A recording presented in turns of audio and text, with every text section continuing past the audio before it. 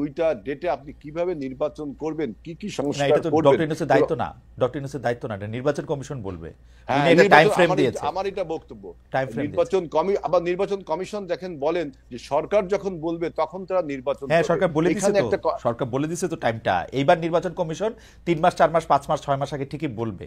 আপনারা একটু ধৈর্য হ্যাঁ ধরেন। নির্বাচন না, এখানে আমরা কিন্তু অধৈর্য ধরছি না। আমরা দেশের দেশের আপনি এখন অগাস্ট মাসে অভ্যুত্থানে নির্বাচন চান, আমরা একটু মুভ আমরা ফরওয়ার্ড করতে না, অগাস্টে নির্বাচন জি চান। অগস্ট মাসে নির্বাচন, এই এটা বন্যা, এটা হলে বর্ষা বাংলাদেশের সবগুলোর মধ্যে। বন্যা বন্যা বর্ষার মধ্যে কি মানুষ রাজনীতি মিছিল মিটিং করে না?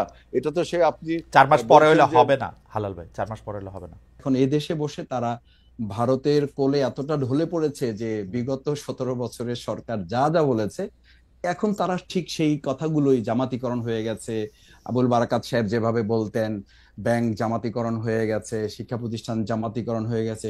সৎ যোগ্য দক্ষ মানুষ যদি কোথাও বসে, সে যদি জামাত হয়, তাহলে তো দেশের 18 কোটি মানুষ জামাত। সেই কথা তো 24-এর আন্দোলনে আমাদের মা বোনেরা, ভাইয়েরা, ছাত্র জনতা তো এই কথা বলেই তো ফ্যাসিস্টদের সামনে বুক পেতে দিয়েছে। যদি অবশ্যই। আমি কিন্তু এটার কিন্তু কারণে যদি কিন্তু আমি কিন্তু জামাত হই, কিন্তু আমাকে আমার গুলি কাছে করেন। আমার কাছে এ- মাসুদ এ- ভাই, একটু আমার কাছে একটু মাসুদ ভাই, খালি এই জামাতিকরণ কারণে হলে এই কারণে মাসুদ ভাই, কিন্তু মাসুদ ভাই আমি এই একটু কারণে বলি, কিন্তু একটু আবরারকে বলে শহীদ রাখি, করা আমাদের হয়েছে এই অবস্থাটা একটু একই বলা কথার দরকার। কারণে। আমরা একটু অবস্থাটা বলে রাখি। জামায়াতিকরণ হইলে কিন্তু আমাদের কোনো সমস্যা নাই। জামায়াতিকরণ হোক, পুরা বাংলাদেশ জামায়াতের গাইডবুক দিয়ে চলুক, এটা আরো ভালো। কিন্তু সেইটা জনগণের ম্যান্ডেট নিয়ে এসে করা উচিত না। আপনাদেরই তো হ্যাঁ, ভোটের জন্য অস্থিরতা থাকা এটা উচিত। এটা এটা তো আমরা বলছি না, এটা বলছি যে কেউ কেউ যখন এটা বলেন তখন তো এটা দুর্ভাগ্যজনক, এটা দুঃখজনক না। আর আপনি যে কোশ্চেন করেছেন, এই অন্তর্বর্তীকালীন সরকারের কোনো একজন উপদেষ্টাও তো কোনো দলের হওয়ার কোনো সুযোগ নেই। সাংবাদিক খালেদ মহিউদ্দিনের টকশোর ভিতরে জামাত ইসলামের একজন নেতা এবং বিএনপির একজন নেতা, জামাত ইসলামের নেতাকে প্রশ্ন করা হয়েছে যে তারা আসলে কেমন সরকার চায় এবং তারা কিভাবে সরকার চালানোর চেষ্টা করে যাচ্ছে। পাশাপাশি বিএনপি নেতাকে নির্বাচন নিয়ে বলা হয়েছে। নির্বাচন নিয়ে একাধিক প্রশ্নে বিএনপি জামাতে দুই নেতার সাথেই তর্কে লিপ্ত হয়ে গিয়েছে সাংবাদিক খালেদ মহিউদ্দিন। আমরা আলোচনা আসলে বুঝতে পারবো কোন আলোচনা আসলে মোটামুটি তর্ক লিপ্ত হয়েছেন, এরপর বিস্তারিত কথা বলবো। আব্দুল বারী হেলালের সঙ্গে আমার পরিচয় আজকে কতদিন হবে, 90 সাল থেকে হ্যাঁ 35 বছর ধরে আমি হেলাল ভাইকে চিনি। হেলাল ভাই, আপনি আমার অগ্রজ এবং আপনি আমার শুভেচ্ছা জানবেন। এসব বললে আবার একটা ভুল মেসেজও যেতে পারে যে আমি হেলাল ভাই একদল করেছে কিনা। না, একদল করি না, কিন্তু আমাদের সময় বিশ্ববিদ্যালয়ের ছাত্র নেতারা আসলে সবার নেতাই ছিলেন, কারণ আমরা সবার কজ একরকমই ছিল। হেলাল ভাই, আপনাকে অনেক শুভেচ্ছা। আপনি যে আমাদের আপনাকেও অনুষ্ঠানে ধন্যবাদ। আপনাকে অনেক শুভেচ্ছা। আপনাকেও ধন্যবাদ। আপনাকে অনেক শুভেচ্ছা, আপনি আমাদের সাথে যুক্ত হয়েছেন। আমাদের সাথে আরও রয়েছেন বাংলাদেশ জামায়াতে ইসলামী ঢাকা মহানগরী দক্ষিণের সেক্রেটারি জনাব মোহাম্মদ শফিকুল ইসলাম মাসুদ। তবে জনাব মোহাম্মদ শফিকুল ইসলাম মাসুদের পরিচয় পদ বা পদবি দিয়ে নয়। তিনি বোধহয় এই সময় বাংলাদেশে যাদের কথা মানুষ শুনতে পছন্দ করে, সেই অল্প একদম উপরের দিকে 3-4 জন, 5 জন বা 2 জন একজনের অন্যতম, যিনি চমৎকার করে কথা বলেন, যুক্তি দিয়ে কথা বলেন, ভালোবাসা দিয়ে কথা বলেন, মন দিয়ে কথা বলেন, মনন দিয়ে কথা বলেন। জনাব শফিকুল ইসলাম মাসুদ, আপনাকে আমাদের অনুষ্ঠানে স্বাগত জানাই। আপনি এসেছেন, আপনি আমাদের শুভেচ্ছা এবং কৃতজ্ঞতা জানবেন। আসসালামু আলাইকুম রহমতুল্লাহ। অনেক ধন্যবাদ খালিদ মহিউদ্দিন ভাই, জি আপনাকেও, আপনি সুন্দর করে কথা বলেছেন। জি।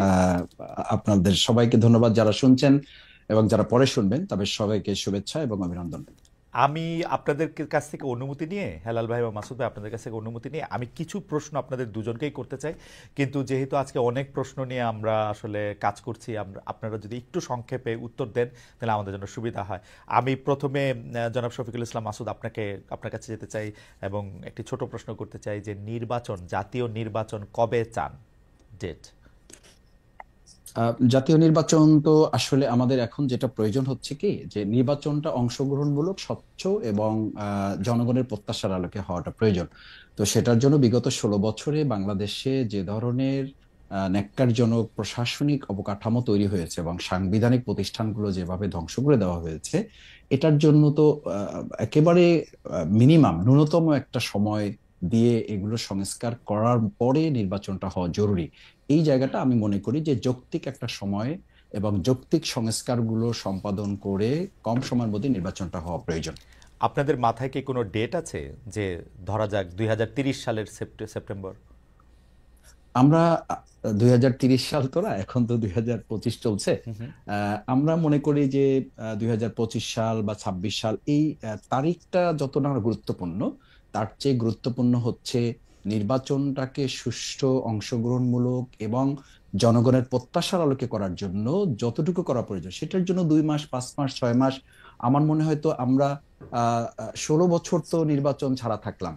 সুতরাং এখন তো আমাদের, আমি তো মনে করি এটা বলতে কোনো দ্বিধা নেই যে আমাদের ছাত্র জনতার এই ঐতিহাসিক একটা গণ অভ্যুত্থান না হলে আল্লাহ তাআলা ভালো জানতেন, তিনি জানেন যে এটা আমাদের তো 29 সাল পর্যন্ত আমাদের তো প্রস্তুতি নিয়ে থাকতে হয়েছিল, বা আমরা সবাই তো সেই প্রস্তুতি নিয়েও ফেলেছিলাম কেউ কেউ মনে করেন।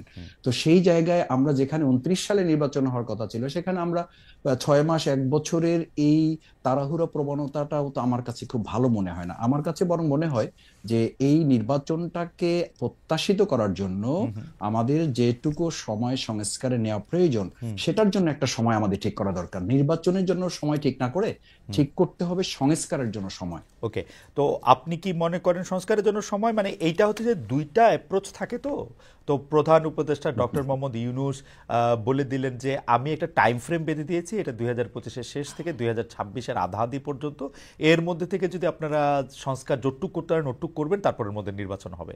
আপনারা কি সেই টাইম ফ্রেমটার থেকেও বাড়াতে চান কিনা, বা আপনারা মনে করেন যে, মানে আমি একটু ডেট দিয়ে জিনিসটা একটু বুঝতে চাই, কারণ হচ্ছে যে হ্যাঁ, মানে আপনি নিশ্চয়ই আমার প্রশ্ন বুঝতে পেরেছেন যে মানে আপনি একটা টাইম ফ্রেম মাথায় দেখেন কিনা মাসুদ ভাই। ইতিমধ্যে আমাদের আমিরে জামাত ডক্টর শফিকুর রহমান সাহেব এবং আমাদের সেক্রেটারি জেনারেল অধ্যাপক মিয়া গোলাম পরোয়ার সাবেক এমপি, উনি কথা বলেছেন এ ব্যাপারে যে আমরা 2025-এর শেষ অথবা 2026-এর মাঝামাঝি সময়ের মধ্যে ইলেকশনটা করা এবং এর মধ্যে যৌক্তিক সংস্কারগুলো সম্পন্ন করা। ওকে, মানে ডক্টর মোহাম্মদ ইউনূসও এরকম সময় দিয়েছেন, আপনাকে অনেক ধন্যবাদ। মানে 2025-এর শেষ থেকে 2026-এর। ইন্টারেস্টিং।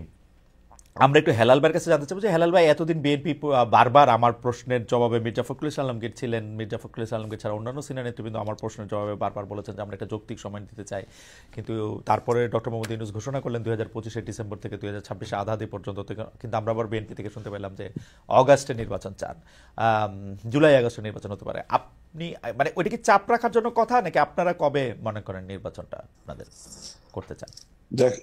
দেখেন, বাংলাদেশে এখন সবচেয়ে বেশি রাজনৈতিক একটা অনিশ্চয়তা বিরাজ করছে যে এই সরকারের মেয়াদ আসলে কতদিন।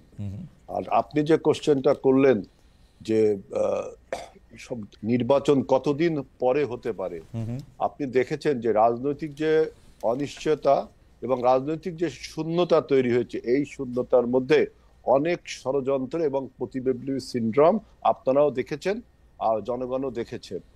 এখন এই ষড়যন্ত্র এবং প্রতিবিপ্লবী সিনড্রোমের ফলে সরকারের পারফরমেন্সেরও ঘাটতি দেখা দিচ্ছে। না হেলাল ভাই মাফ করবেন, আমি একটা কথা বলতে চাই। হেলাল ভাই মাফ করবেন, আমি শুধু একটা কথা বলতে চাই, যেহেতু আপনি আমার কথা বলেছেন যে ষড়যন্ত্র দেখতে পাচ্ছে, আমি ষড়যন্ত্র দেখতে পাচ্ছি না, কিন্তু আসলে ষড়যন্ত্র করলে বিএনপি করতেছে এরকম মনে হচ্ছে, সেটা পরে কথা বলবো। না, আচ্ছা, ওই আপনি দেখেন আমাদের, আপনি ডেটটার কথা বলি যে ডক্টর ইউনূস একটা ধোঁয়াশার সৃষ্টি করলেন ডেট নিয়ে, যে আপনার 2টা ডেট দিলেন, উনি ক্লিয়ার করলেন না, এবং কিভাবে নির্বাচনটা হবে তার একটা পরিষ্কার ধারণাও দিলেন না। আমরা কিন্তু প্রথমে বলেছি যে ন্যূনতম সংস্কার করে, অর্থাৎ নির্বাচন একটি সুষ্ঠু ফ্রি ফেয়ার ক্রেডিবল ইলেকশন করার জন্য যতটুকু সংস্কার প্রয়োজন ততটুকু সংস্কার করে আমরা প্রথমে বলেছিলাম যৌক্তিক সময় যখন আপনারা ডেফিনেশন ছিলেন তখন আমরা বললাম যে অগস্টের মধ্যে নির্বাচন হওয়া সম্ভব, এবং কেন সম্ভব সেটাও বললাম, যে এখন নির্বাচনের যে আপনার ভোটার লিস্টের হালনাগাদ এটা চলছে, এটা হয়তো 1 মাসের মধ্যে শেষ হয়ে যাবে। এখন নির্বাচন কমিশনকে আপনার স্ট্রেনথেন করবার জন্য নির্বাহী বিভাগ ও ল এনফোর্সিং এজেন্সির বিভাগকে যদি আপনি নির্বাচন কমিশনের কাছে ক্ষমতা প্রদান করেন, তাহলে এখন একটা সুষ্ঠু নির্বাচন সম্ভব। কারণ অতীতে 3 মাসে এরকম অন্তর্বর্তীকালীন সরকার আর তত্ত্বাবধায়ক সরকার যে নামেই ডাকুন, ক্যারেক্টারকে একই, নিউট্রাল সরকার, অতীতে 3 মাসের মধ্যে নির্বাচন করা সম্ভব হয়েছে। আর আপনি যেটা বলছেন যে আপনি ষড়যন্ত্র বলছেন বিএনপি করছে, দেখেন আমাদের দেশের এই পরিবর্তনকে আমাদের প্রতিবেশী রাষ্ট্র ভারত কিন্তু ভালোভাবে নেয়নি।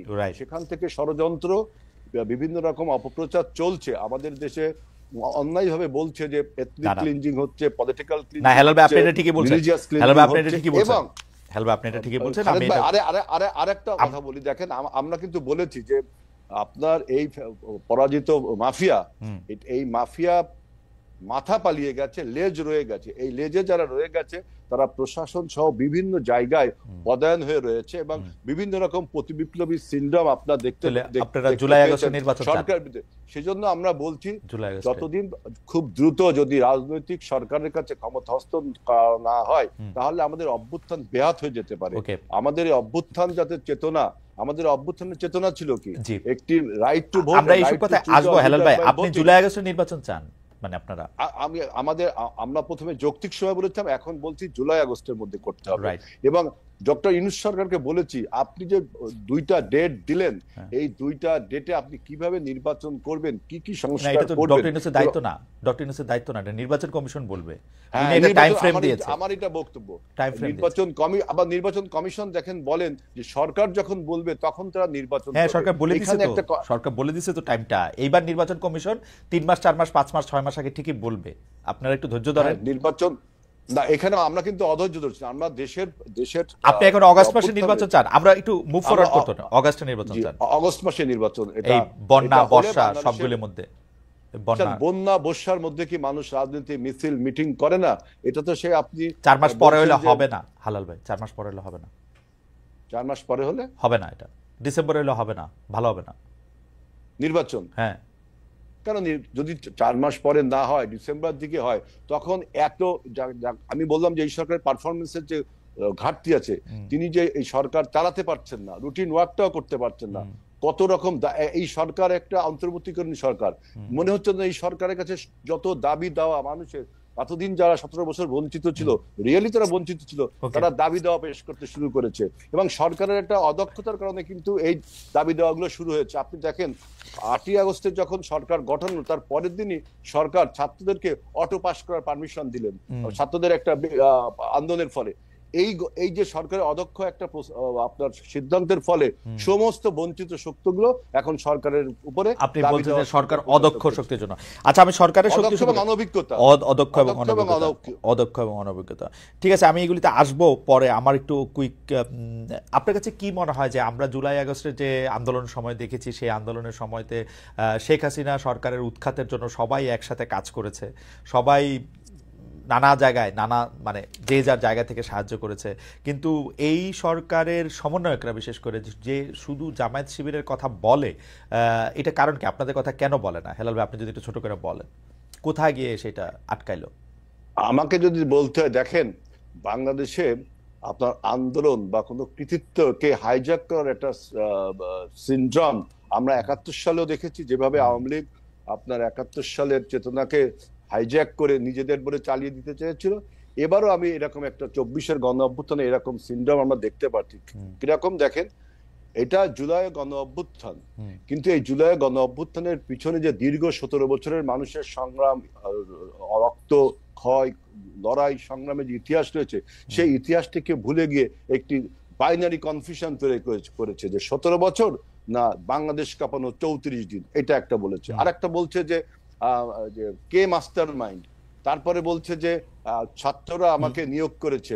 এই সমস্ত বাইনারি কনফিউশন, আমি সেটা মানলাম, কিন্তু ধরেন যে কোনো পলিটিক্যাল পার্টির মধ্যে বিএনপির কথা না বলে যে জামায়াতের কথা বলার কারণ কি? এটার কারণ কি একটা হইতে পারে যে বিএনপি কি শেষ মুহূর্তে এসেও 23-24 তারিখেও আসলে ভাবতেছিল যে আওয়ামী লীগ সরকারই রয়ে যাবে, তো সেই জন্য সে আর নতুন নিপীড়ন নির্যাতনের মধ্যে যেতে চায় না? না, এটা তো ঠিক না। আমাদের যে বৈষম্য বিরোধী যে ছাত্র জোট তৈরি হয়েছিল, সেই বৈষম্য বিরোধী ছাত্রদের মোস্ট অফ দি স্টুডেন্ট হলো পার্টিসিপেশন হলো জাতীয়তাবাদী ছাত্র দলের। কারণ তখন বৈষম্য বিরোধী ব্যানারটা ব্যবহার করা হয়েছিল পলিটিক্যাল কৌশলের কারণে, এবং সমস্ত রাজনৈতিক দলের ছাত্র সংগঠনগুলো, এই ইসলামী ছাত্র শিবির বলেন, বামপন্থী ছাত্র সংগঠনগুলো বলেন, অন্যান্য ছাত্র সংগঠনগুলো সবাই কিন্তু এর মধ্যে ছিল। কিন্তু যখন অভ্যুত্থানটা হয়ে গেল, তারপরে যখন ক্রেডিট ক্লেমের সিনড্রোম তৈরি হলো, তখন কিন্তু আমাদের বিভক্তিটা তৈরি হলো। এবং আরেকটি দেখেন, আরেকটি কথা না বলে পারছি না, কেন আপনারা তো তাদের সাহায্যই করলেন, এটা তৈরি হলো। আমরা ক্ষেত্র তৈরি করলাম, জমিন তৈরি করলাম, এবং আপনি কি মনে করেন যে দেখেন যদি এই মাফিয়া যদি কোটা আন্দোলনটা মেনে নিত, যদি কোটা আন্দোলনটা মেনে নিত, যদি ছাত্রদেরকে চাকরি দিত, তাহলে কি আপনি মনে করতেন যে হাসিনার পতন হতো না? তারপরেও হাসিনার পতন হতো, কারণ রাজনৈতিক দলগুলো তখনও আপনারা হয়তো আন্দোলন সংগ্রামে ছিল। অর্থাৎ বিএনপি আপনারা 17 বছর চেষ্টা করেছেন, হয়তো আরো 34 বছর লাগতো আর কি। এটা কিন্তু খালেদ ভাই আপনি এভাবে বলতে পারেন না, কারণ 17 বছর ব্যাপী আমরা অবিরাম আন্দোলন করেছি। আমরা সেই 12 সাল থেকে না হেলাল ভাই আমি আবার আপনার কাছে আসবো, হেলাল ভাই আপনার কাছে আসবো। আমরা কি এটা উল্টা সাইড থেকে দেখতে পারি যে বিএনপি হঠাৎ করে ওদেরকে বলতে থাকলো যে তোমরা খালি গোলটা দিছো, বাকি সবকিছু আমরা তৈরি করছি, তোমাদের এই এটা কি বিএনপি বলা আগে শুরু করছে না? না, এটা ন্যারেটিভ, এটা একটা ন্যারেটিভ কেউ বানিয়েছে।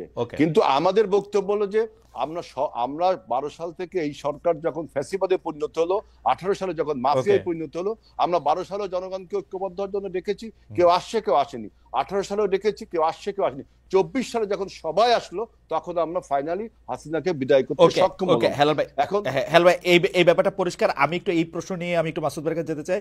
মাসুদ ভাই, আন্দোলনের মধ্যে কিন্তু বিএনপির শুধু 34 দিনের অংশগ্রহণ না, 17 বছরের ত্যাগ তিতিক্ষা, তাদের প্রচুর লোকের গুম হওয়া, মামলার মধ্যে থেকে পড়ে সর্বশান্ত হওয়া, বিভিন্ন জায়গা থেকে চাকরিচ্যুত হওয়া, পড়ালেখা শেষ করতে না পেরে রাস্তা রাস্তায় ঘুরে নানা ধরনের অবদান রয়েছে। এবং এই যে কোটা আন্দোলনের মধ্যে যখন এই বাচ্চা ছেলে মেয়েরা মার খেতে শুরু করেছে, তখনও কিন্তু বিএনপি ঝুঁকি নিয়ে রিস্ক নিয়ে বিভিন্ন কাজ করেছে। কিন্তু আমরা কিন্তু খুব দেখলাম যে এদের মধ্যে থেকে সম্পর্কটা বেশি হয়েছে আপনাদের সঙ্গে, অর্থাৎ জামায়াত শিবিরের সঙ্গে। আমরা দেখলাম যে প্রত্যেকটা শিক্ষাঙ্গনে জামায়াতের কথা মতো বা জামায়াত যাদেরকে নিয়োগ করতে চায় সেই রকম ভিসি, প্রক্টর, প্রভিসি সেরকম আসতেছেন। স্বাস্থ্যক্ষেত্রে আমরা দেখতেছি যে জামায়াতের দেয়া লিস্ট দিয়ে বিভিন্ন জায়গায় গুরুত্বপূর্ণ জায়গায় এটি পদায়ন হচ্ছে। তারপরে কিছুদিন পরে আমরা দেখলাম সমন্বয়করা ওপেনলি বলতেছেন যে জামায়াত শিবিরই আসলে আমাদেরকে এখানে সাহায্য করেছে। সমন্বয়কদের মধ্যে এটা আপনারা উল্লেখযোগ্য অংশ দেখলাম যারা স্লিপিং এজেন্ট হয়ে ছাত্রলীগের মধ্যে ছিল। এটাকে আপনি কিভাবে দেখেন? যে আপনি কি মনে করেন জামায়াত শিবিরের নেতৃত্বে যদি এই আন্দোলন হতো তাহলে এই আন্দোলন সফল হতো? ধন্যবাদ খালেদ মহিউদ্দিন। দুটো বিষয়, একটা হচ্ছে প্রথমত আমাদের সংগঠনের পক্ষ থেকে আমরা প্রথম থেকে বলে আসছি যে এই 2024 সালের জুলাই আগস্টের যে গণঅভ্যুত্থান, এটা কোনো একটা দলের ক্রেডিট হওয়ার কথা না। এটা হচ্ছে এদেশের ছাত্র জনতার যৌথ আন্দোলনের ফসল, এবং এটা এই জনতার, এদেশের মানুষের ক্রেডিট, এদেশের ছাত্র জনতার ক্রেডিট। দুই হচ্ছে আমিরে জামাত ডাক্তার শফিকুর রহমান খুব ক্লিয়ারলি এবং সেভারাল টাইম এটা বলেছেন, রিপিটেডলি বলেছেন যে আমাদের এই শহীদেরা কোনো দলের সম্পদ না। আমরা কখনোই আমাদের যে হিসাব নিতে বলা হয়েছে যে থানা থেকে, বিভাগ থেকে, ডিস্ট্রিক্ট থেকে, ঢাকা সিটিগুলো থেকে, এবং তাদের পাশে দাঁড়ানোর প্রত্যেকটা ইস্যুতে আমরা বলেছি যে যারা শহীদ হয়েছেন তারা আমাদের দলের বা ব্যক্তির বা কোনো গোষ্ঠীর সম্পদ না, তারা হচ্ছেন দেশের সম্পদ। সেকেন্ড থিং হচ্ছে, দেখেন আপনি খেয়াল করবেন যে আমাদের এই জুলাই আগস্টের গণঅভ্যুত্থানের পরে আজকে যে নারেটিভটা তৈরি হয়েছে, সেখানে বলা হচ্ছে বিশ্ববিদ্যালয়, মেডিকেল এগুলোতে জামাত ইসলামী, ইসলামী ছাত্র শিবিরের কোনো প্রাধান্য বা জামাতিকরণ বলে একটা কথাও এখন কেউ কেউ বলছেন। এটা খুব দুর্ভাগ্যজনক এ কারণে যে আমি একদম তালিকা করে আপনাকে বলতে পারবো যে ঢাকা বিশ্ববিদ্যালয়ে একজন একাডেমিশিয়ানকে দেওয়া হয়েছে, এর বাইরে প্রত্যেকটা বিশ্ববিদ্যালয় একদম ধরে ধরে বিএনপি সমর্থিত যারা, তাদেরকে সেখানে ভাইস চ্যান্সেলর সহ তাদেরকে বসানো হয়েছে। তো কিন্তু মাসুদ ভাই আমি একটা কথা বলি, কেউ জামাত করে কিনা গুরুত্বপূর্ণ, সেটা তো আমরা 10-15 বছর পরে জানতে পারবো। কারণ এই যে ধরেন সমন্বয়কদের মধ্যে যারা জামায়াত করতো, সেটা তো আমরা এখন জানতে পারতেছি। বা এই জন্য না, মানে ব্যাপারটা জামায়াতের ব্যাপারটা এরকম যে জামায়াত শিবির একটু স্লিপিং এজেন্ট হিসেবে থেকে যায় দলের মধ্যে।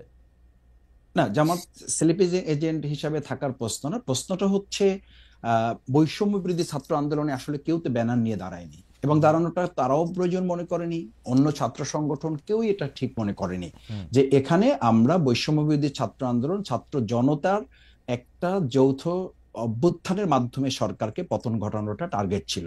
সুতরাং সেখানে স্লিপিং অথবা আপনি শোয়িং, দুটোর কোনোটাকেই তো আপনি এখানে আইডেন্টিটি করার দরকার নাই, কারণ প্রয়োজনই তো হয় নাই। সুতরাং তারপরে যেটা হয়েছে যে জামাত ইসলামী, ইসলামী ছাত্র শিবিরকে আমরা জনগণের হাতে ছেড়ে দিয়েছি যে তারা ঠিক করবে। কারণ 15 বছর আমরা তো দেখেছি যে আওয়ামী লীগ মুক্তিযুদ্ধকে, মুক্তিযোদ্ধাদেরকে তাদের ব্যক্তিগত, পারিবারিক, দলীয় সম্পদ বানিয়ে পুরো এই মুক্তিযুদ্ধ এবং মুক্তিযোদ্ধাদেরকেই বিতর্কিত করেছে এবং তাদেরকে প্রশ্নবিদ্ধ শুধু করে নাই, তাদেরকে লাঞ্ছিত করেছে এবং এটাকে একটা মানুষের খুব মানে ঘৃণীয় পর্যায়ে নিয়ে গেছে। আমরা মনে করি যে 2024-এর এরকম একটা বড় অর্জনও কোন একটা দল বা ব্যক্তি বা গোষ্ঠীর জায়গা না গিয়ে এটা জাতীয় একটা সম্পদের মতো করে থাকুক, সকলের সম্মানের জায়গায় থাকুক। এরপরে যদি কোনো ব্যক্তি এই 2024-এর যে গণ অভ্যুত্থানের যে আগেরটা একটু জিজ্ঞেস করি, মুক্তিযুদ্ধটা কি থাকা উচিত তাহলে? মুক্তিযুদ্ধটা দেশের মানুষের সম্পদ হবে। আপনি বলছেন যে আওয়ামী লীগের সম্পদ, আওয়ামী লীগ এটাকে নিজস্ব সম্পদ করতে চাইছিল, কুক্ষিগত করতে চাইছিল। আপনারা তো আওয়ামী লীগের যে ন্যারেটিভ ছিল যে ওরা না থাকলে কি হবে, সেটা প্রমাণ করার জন্য তো মানে ব্যস্ত হয়ে গেছেন আমি দেখতে পাচ্ছি। ইসলামিক ছাত্র শিবিরের এটাকে প্রত্যাহার করা হয়েছে প্রকাশনাটা, কিন্তু আমি ইসলামিক ছাত্র শিবিরের সেক্রেটারিকে নিজের মুখে বলতে শুনছি যে এটা কেন জাস্টিফাই না আসলে ওইটা এখানে থাকার জন্য। আপনি জানেন যে এটার মধ্যে থেকে ও নিজের মুখে উনি বলছেন টেলিভিশনে যে এটা একটা ধারাবাহিকতার একটা অংশ, একটা লেখক এটা মনে করছেন, আমাদের মধ্যে থেকে এটা এরকম নানা ধরনের এটার মধ্যে এটা হয়। এবং সেই বক্তব্য কি ছিল? মুসলমানরা ভুল পথে গিয়ে এই মুক্তিযুদ্ধ করছে, আল্লাহ মুসলমানদের হেদায়েত করুক বা এটা ভালো হোক, তাই তো? না খালেদা, এটা এখানে তো প্রাসঙ্গিক তো বিষয়, এটা অন্যদিকে আপনি গেলেন। সেটা হচ্ছে যে মুক্তিযুদ্ধটা নিয়ে আপনাদের অবস্থা কি ক্লিয়ার মাসুদ ভাই? আপনাদের অবস্থা কি ক্লিয়ার? বিষয় আমাদের ক্লিয়ারটা হচ্ছে যে আমি বলেছি যে মানে এই কথাটা তো ঠিক যে মুক্তিযুদ্ধ এবং মুক্তিযোদ্ধাদের মতো এত সম্মানিত এই জায়গাটাকে আওয়ামী লীগ এটাকে বিতর্কিত, প্রশ্নবিদ্ধ করেছে এবং একটা নিন্দনীয় জায়গায় নিয়ে গেছে তাদের দলীয় সম্পদের উপর। আমি যেটা বোঝাতে চেয়েছি আপনাকে, প্রথম কথাটা আমাদের ন্যাশনকে, আমাদের মেসেজটা তো ক্লিয়ার করতে হবে। আমরা বোঝাতে চাই যেটা যে 2024-এর এই অর্জনটাও যেন আমরা কোনো ব্যক্তি, দল, গোষ্ঠী, রাজনীতির কোনো মার প্যাচে এটা যেন বিতর্কিত না হয়, এটা যেন প্রশ্নবিদ্ধ না হয়। সেই জায়গায় 1971 সালে বাংলাদেশ জামাত ইসলামীর অবস্থান আমরা বহুবার প্রকাশ করেছি, বহুবার পরিষ্কার করেছি। আমরা আমাদের কথা স্পষ্ট করেছি যে দেশের স্বাধীনতা, সার্বভৌমত্বকে ধারণ করে বাংলাদেশ জামাত ইসলামী, ইসলামী ছাত্র শিবির তার রাজনৈতিক কর্মকাণ্ড পরিচালনা করে। এবং সেই কারণে আপনি দেখেন যে 2024-এর এই গণ অভ্যুত্থানের মাত্র কয়েকদিন আগে আমাদেরকে নিষিদ্ধ করা হলো। কাউকে নিষিদ্ধ করা না, আমাদের করা হলো এই কারণে যে তখনকার আন্দোলন সংগ্রামে বাংলাদেশ জামাত ইসলামী, ইসলামী ছাত্র শিবিরকে সরকার এবং তৎকালীন গোয়েন্দা সংস্থার রিপোর্ট অনুযায়ী তাদের কাছে মনে হয়েছে দেশপ্রেমের সামগ্রিক চেতনাটাকে বাংলাদেশ জামাত ইসলাম, ইসলামী ছাত্র শিবির লোকেরা ধারণ করে এই কাজটা করছে।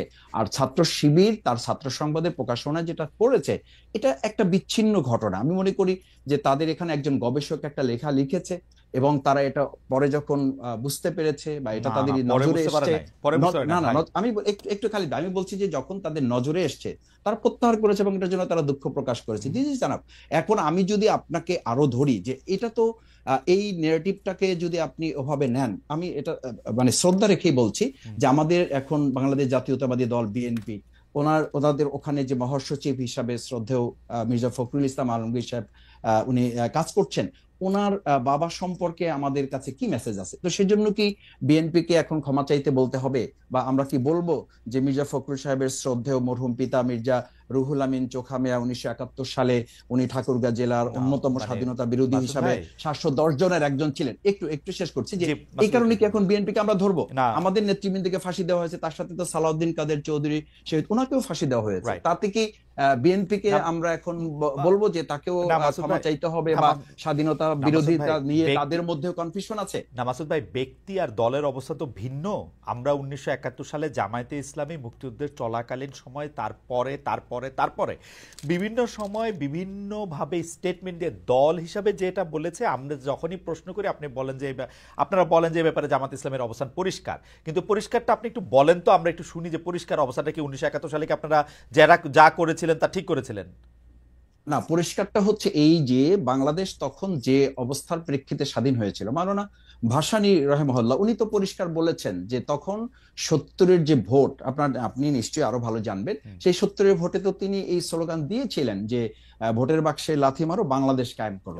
তো সেই বাংলাদেশ কায়েম করা প্রসঙ্গে এসে মরহুম প্রেসিডেন্ট শেখ মুজিবুর রহমান উনি তো বাংলাদেশের স্বাধীনতা উনি শেষ পর্যন্ত তো চান নাই। 7 মার্চের উনি ভাষণ, তার পরবর্তী সময়গুলো আমরা তো লক্ষ্য করেছি। শুধু জামাত ইসলামের অবস্থাটার কথা বলেন, বাংলাদেশ শেখ মুজিবুর রহমান স্বাধীনতা চায় নাই, ভালো কথা, বাংলাদেশ একই চাওয়া না চাওয়া ছিল। এই বাংলাদেশ জামাত ইসলামী 53 বছরে যে নেগেটিভ গুলো বাংলাদেশে আমরা লক্ষ্য করেছি, আপনি বাংলাদেশ জামাত ইসলামী সেই পর্যালোচনাগুলি তখন ছিল যে আমরা বাংলাদেশ জামাত ইসলামী স্বাধীনতা চাই, কিন্তু ভারত সহযোগিতার মাধ্যমে যে ষড়যন্ত্রমূলক ভাবে দেশকে স্বাধীন করে এই দেশকে তাদের একটা অঙ্গরাজ্য বানানোর পরিকল্পনা বা ষড়যন্ত্র করছে, এটার সাথে জামাত ইসলামের দ্বিমত ছিল। এবং সেই দ্বিমতটা 1971 সালে আমি একদম পরিষ্কার অবস্থানটা আবার বলি, আপনার পরিষ্কার অবস্থানটা হচ্ছে 1971 সালে শেখ মুজিবুর রহমান স্বাধীনতা চায় নাই, কিন্তু জামায়াতে ইসলামী স্বাধীনতা চাইছিল, এবং চাইছিল হচ্ছে ভারত সাহায্য করবে না এরকম একটা অবস্থায় স্বাধীনতা, তাই তো? ভারতের ষড়যন্ত্রমূলক ওই সহযোগিতাকে সাথে নিয়ে আমরা, এবং এই অবস্থানে কোনো পরিবর্তন, এই 71 থেকে 25 পর্যন্ত কোনো অবস্থান পরিবর্তন হয় নাই, তো এটাই ছিল, তো এটাই ছিল, এটাই থেকে এই 2024-এ এসে 2024-এ এসে এটার পরিবর্তন হয়েছে। আমি বলেছি এবং আমাদের ছাত্ররা তো বলেছে, জনতাও বলেছে যে ওই 2024-এ 5ই আগস্ট আমরা কিন্তু শুধুমাত্র একটা সরকার পরিবর্তন ঘটাই নাই, আমরা আমাদের এই সন্তানেরা, আমাদের এই ছাত্র জনতা সেদিন একটা আধিপত্যবাদেরও আমরা পতন ঘটিয়েছি। কারণ আপনি জানেন যে আপনার একটা ইস্যু আমি আলোচনাতেও দেখেছি এবং আমাদের দেশের গোয়েন্দা সংস্থা পরবর্তীতে বিভিন্ন আলোচকরাও বলেছেন যে সেদিন 2024-এর জুলাই আগস্টে আমাদের পার্শ্ববর্তী রাষ্ট্রের একটা সক্রিয় এবং শক্তিশালী গোয়েন্দা সংস্থা এই দেশের তৎকালীন দুষ্ট চক্র আইন শৃঙ্খলা বাহিনীতে যারা ছিলেন তাদের সাথে সম্পৃক্ত থেকে আমাদের দেশের ছেলেদের উপর গুলি করা হয়েছে। আমি আমার 67 দিনের রিমান্ডে আমি একটা সাক্ষাৎকারে বলেছি, আপনাকে আবার একটু স্মরণ করাচ্ছি, যে আমাকে যখন ইন্টারোগেশন সেলে নেওয়া হয়েছে তখন চোখ বাঁধা, হাত পা বাঁধা অবস্থায় আমাকে যখন দুটা চেয়ারে শোয়ানো হয়েছে, আমি তাদের কাছে খুব ইসের সাথে জানতে চেয়েছিলাম, স্পষ্টভাবে জানতে চেয়েছিলাম যে আমার চোখ খুলে দেন, অথবা আমাকে দেখতে দেন, অথবা আমাকে পরিচয় দেন যে আপনারা কারা আমার ইন্টারোগেশনে আসছেন। ওনারা অসতর্কতাবশত হোক অথবা কৌশলগত দিক থেকে ওনাদের মনে না থাকার কারণে হোক, ওনারা বলেছেন এখানে দেশি বিদেশি সংস্থার লোকেরা আছে। মাসুদ ভাই, আমরাই বক্তব্যগুলি, মাসুদ ভাই আমরা যখন দেশ গিয়েছে আমরা একটু আসলে একটু প্রিসাইজ থাকতে চেষ্টা করি। অর্থাৎ 1971 সালে যেভাবে বাংলাদেশ স্বাধীন হয়েছিল, জামাত ইসলাম এটার সাথে একমত ছিল না, তো জামাত ইসলাম এটার সাথে একমত কখনোই পোষণ করে নাই। 2024 সালে আইসে বাংলাদেশ, আপনি মনে করতেছেন 2024 সালে আইসে বাংলাদেশ একটা অন্যরকম স্বাধীনতা পাইছে, এটা কি ব্যাপারটা এরকম? মানে ভারত তারত এইসব এলিমেন্ট আমি যেতে চাইতেছি না, আপনি দুই লাইনে বলেন 1971 সালে জামাতের অবস্থান সঠিক ছিল। দুই লাইনের জামাত ইসলামের দুই লাইনের কথাটা আসলে কোনো একটা কোশ্চেনের কথা আপনি কখনো দুই লাইনে বলতে পারবেন না। আপনি আমাকে বলেছেন, সেই জন্য কথাটা উঠলো যে আপনাদের অবস্থান কি পরিষ্কার, কিন্তু আমি কখনো এই পরিষ্কার কথাটা জানতে পারি না। পরিষ্কারটা কি? কথা হচ্ছে এইটা যে বাংলাদেশ জামাত ইসলামী স্বাধীনতাটা ভারতের ষড়যন্ত্রমূলক সহযোগিতার মাধ্যমে চায়নি, কিন্তু যখন স্বাধীন হয়েছে দেশ, সেই স্বাধীনতাকে ধারণ করে জামাত ইসলাম, ইসলামী ছাত্র শিবির তার সামগ্রিক কার্যক্রম পরিচালিত হয়ে আসছে এবং সেটা প্রমাণিত এবং পরীক্ষিতভাবে দেশের জনগণ সেটাকে গ্রহণ করেছে। ফ্যান্টাস্টিক। আচ্ছা, আমি আমি আমি আমি এই যে এইখানকার একজন উপদেষ্টা আছে বর্তমান সরকারে, তার নাম মাহফুজ আলম, তিনি বলেছেন যে তিনি অনেক কথা বলেছেন তার স্ট্যাটাসে, আমি শুধু 4 লাইন শোনাই। মুক্তিযুদ্ধের পর কি হয়েছে তা নিয়ে সমালোচনা করুন, ইতিহাস পর্যালোচনা করুন, কোনো সমস্যা নেই। এমনকি মুক্তিযুদ্ধের সময় কি কি ঘটেছে তা নিয়ে তর্কও উঠতে পারে, কিন্তু শেষ হবে মুক্তিযুদ্ধকে মেনে নিয়ে। আপনারা কি মুক্তিযুদ্ধকে মেনে নিয়েছেন, নাকি এইখানে আপনাদের একটু আলাদা জায়গা আছে জনাব মাসুদ?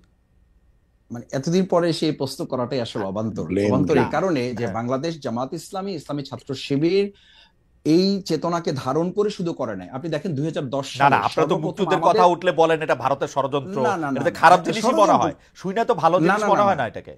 আমরা বলেছি যে যখন দেশটা স্বাধীন হয়েছে, সেই স্বাধীনতাটাকে অর্থবহ করে এবং এটা ধারণ করার ক্ষেত্রে জামাত ইসলামী প্রমাণিত এবং পরীক্ষিত ঠিক আছে দেশের মানুষের কাছে। ঠিক আছে, আমরা পরবর্তী প্রসঙ্গে যাই। জনাব মাসুদ, আপনাকে ধন্যবাদ। পরবর্তী প্রসঙ্গ হচ্ছে যে জনাব আজিজুল বারী হেলাল, এই জাতীয় সরকারে কি আপনাদের আহ্বান জানানো হয়েছিল, অর্থাৎ বিএনপিকে আহ্বান জানানো হয়েছিল?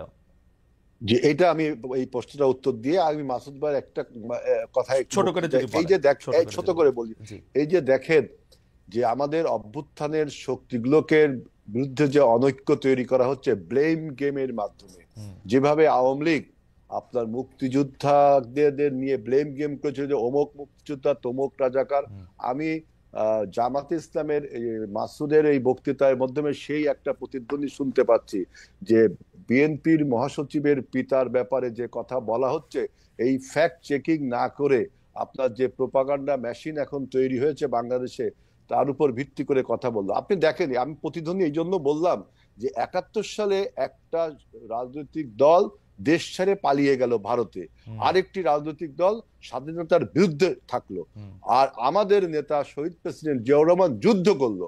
এখন সেই দলের দিকে এই দুটো দলই, একটা পরাজিত শক্তি আর একটা হলো পালিয়ে যাওয়া। এই কথা কি হিস্টোরিক্যালি ঠিক? এই কথা কি হিস্টোরিক্যালি ঠিক হেলাল ভাই? হ্যাঁ, জিয়াউর রহমান সাহেব ক্ষমতায় থাকার জন্য, মরহুম প্রেসিডেন্ট জিয়াউর রহমান সাহেব ক্ষমতায় থাকার জন্য সমগ্রভাবে যে রাজনৈতিক দলটার, যে রাজনৈতিক আদর্শটার, যে রাজনৈতিক কাঠামোটার সাহায্য চাইলেন সেটা হচ্ছে জামায়াতে ইসলামী। না, আপনি এটা আপনি কোন ইতিহাস থেকে বলছেন? আপনি আমার চেয়ে ভালো জানেন। ৭৮ সালে আপনি ইতিহাসটা দেখেন। আমি বলছি জনাব গোলাম আযমের ফিরে আসা থেকে শুরু করে পুরোটা দেখেন। আপনি শুনেন, আমরা যখন বাংলাদেশে যখন আপনার একদলীয় শাসন ব্যবস্থার ভিতর ঢুকে গেল, তখন আমরা মাল্টি পার্টি ডেমোক্রেসি সৃষ্টি করলে অন্যান্যরা ধর্মভিত্তিক রাজনৈতিক দল, এমনকি বামপন্থী যে সমস্ত গোপন সংগঠন, তারাও রাজনীতি করার সুযোগ পেল। আর আমি যেটা বলছি যে ব্লেম গেমের কথা, যে আওয়ামী লীগ যে ব্লেমটা দিত যে অমুক রাজাকার, বিএনপি কে লক্ষ্য করে বলতো, অথচ আওয়ামী লীগ কিন্তু আপনার এদেশে মুক্তিযুদ্ধের সময় ভারতে পালিয়ে গেল, কলকাতায় পালিয়ে গেল, আরেকটি দল বিরোধিতা করলো এই স্বাধীনতা যুদ্ধের। এই দুটি দলেরই উদ্দেশ্য হলো আপনার যারা অস্ত্র হাতে যুদ্ধ করলো, যে দলের প্রতিষ্ঠাতা তার নেতাকর্মীকে নিয়ে একটা ব্লেম গেমে চলে গেল। আপনি এটা হেলাল ভাই, আপনি এটা বললে হবে না। জিয়াউর রহমান সাহেব, গোলাম আযম সাহেবের কে দেশে ফিরিয়ে আনা, তাকে রাজনীতি করার সুযোগ দেওয়া, বাংলাদেশকে রাজনৈতিক আদর্শের ক্ষেত্রে জামায়াতে ইসলামী রাজনৈতিক আদর্শকে হায়ার করা, জনাব শাহজিজুর রহমানকে প্রধানমন্ত্রী করা, রহমান কিন্তু ভোটের মাধ্যমে, আপনি যদি ইতিহাসটা পড়েন, আপনার পার্লামেন্ট 79 এর পার্লামেন্টে যারা নির্বাচিত হয়েছিল তারা ভোটের মাধ্যমে শাহজিজকে প্রধানমন্ত্রী। ওই ভোটের কথা বলেন না হেলাল ভাই, ওই ভোটের কথা না, কেন আপনার এটা তো ডেমোক্রেসি, আপনি ওই ভোটের কথা, ওই ভোটের কথা বলা না বলা একরকমই। পার্লামেন্টে যারা সদস্য ছিল তারা ভোটের মাধ্যমে শাহজিজকে প্রধানমন্ত্রী করেছিল। আমরা যদি মাল্টি পার্টি ডেমোক্রেসি না করতাম তাহলে তো সেই একদলীয় শাসন ব্যবস্থা ছিল। এখন একদলীয় শাসন ব্যবস্থাকে এই সরকার আপনাকে জাতীয় সরকারে, এই জাতীয় সরকারের আমন্ত্রণ জানিয়েছিল না? জাতীয় সরকার এখন আমি দেখলাম যে নাহিদ ইসলামের একটা স্ট্যাটাসে দেখলাম যে সে বলছে তারা নাকি জাতীয় সরকারের আমন্ত্রণ জানিয়েছিল। আমার প্রথম বক্তব্য হলো বিএনপি 2022 সালে যখন 31 দফা সংস্কার প্রস্তাব দেয় তখন তারা বলেছিল, আমরা বলেছিলাম যে after the election we will make a national government. সুতরাং আপনি যদি প্রস্তাব দিয়েও থাকেন তাহলে আমাদের কমিটমেন্ট বা আমাদের রাজনৈতিক কর্মসূচির সাথে মিলছে না। আর একটা কথা, নাহিদ ইসলাম বলছে যে সে তখন গণভবনে ছিল আর আপনার মিটিং হয়েছে আপনার ক্যান্টনমেন্টে, তাহলে তিনি এই কথা জানেন কিভাবে? আমরা তো এই কথা শুনিনি কখন যে 5ই আগস্টে যে হেলাল ভাই মানুষের জানার নানা রকম সোর্স থাকতে পারে। আপনি আমাকে সোজা কথা বলেন, আপনারা যদি ইলেকশনের পরে জাতীয় সরকার করেন, ইলেকশনের আগে জাতীয় সরকার হইতে আপনাদের অসুবিধা কি? আপনারা কি জাতীয় সরকার হইলে আপনাদের সবসময় আপনাদেরই প্রধান থাকতে হইব? এইটাই আপনি একটা মিনিট সময় দেন। যদি ইলেকশনের আগে আপনি জাতীয় সরকার করেন তাহলে ইলেকশনটা করবেন কি করে? শেখ হাসিনার মতো আমি আর ডামি দিয়ে আমরা সবাই জাতীয় সরকার, তাহলে ইলেকশনটা হবে কি করে? সবাই মিলেই করবে। কিভাবে ইলেকশন? সবাই মিলেই করবে। শেখ হাসিনা 24 সালের আমি আর ডামির ওই রকম কেন হবে?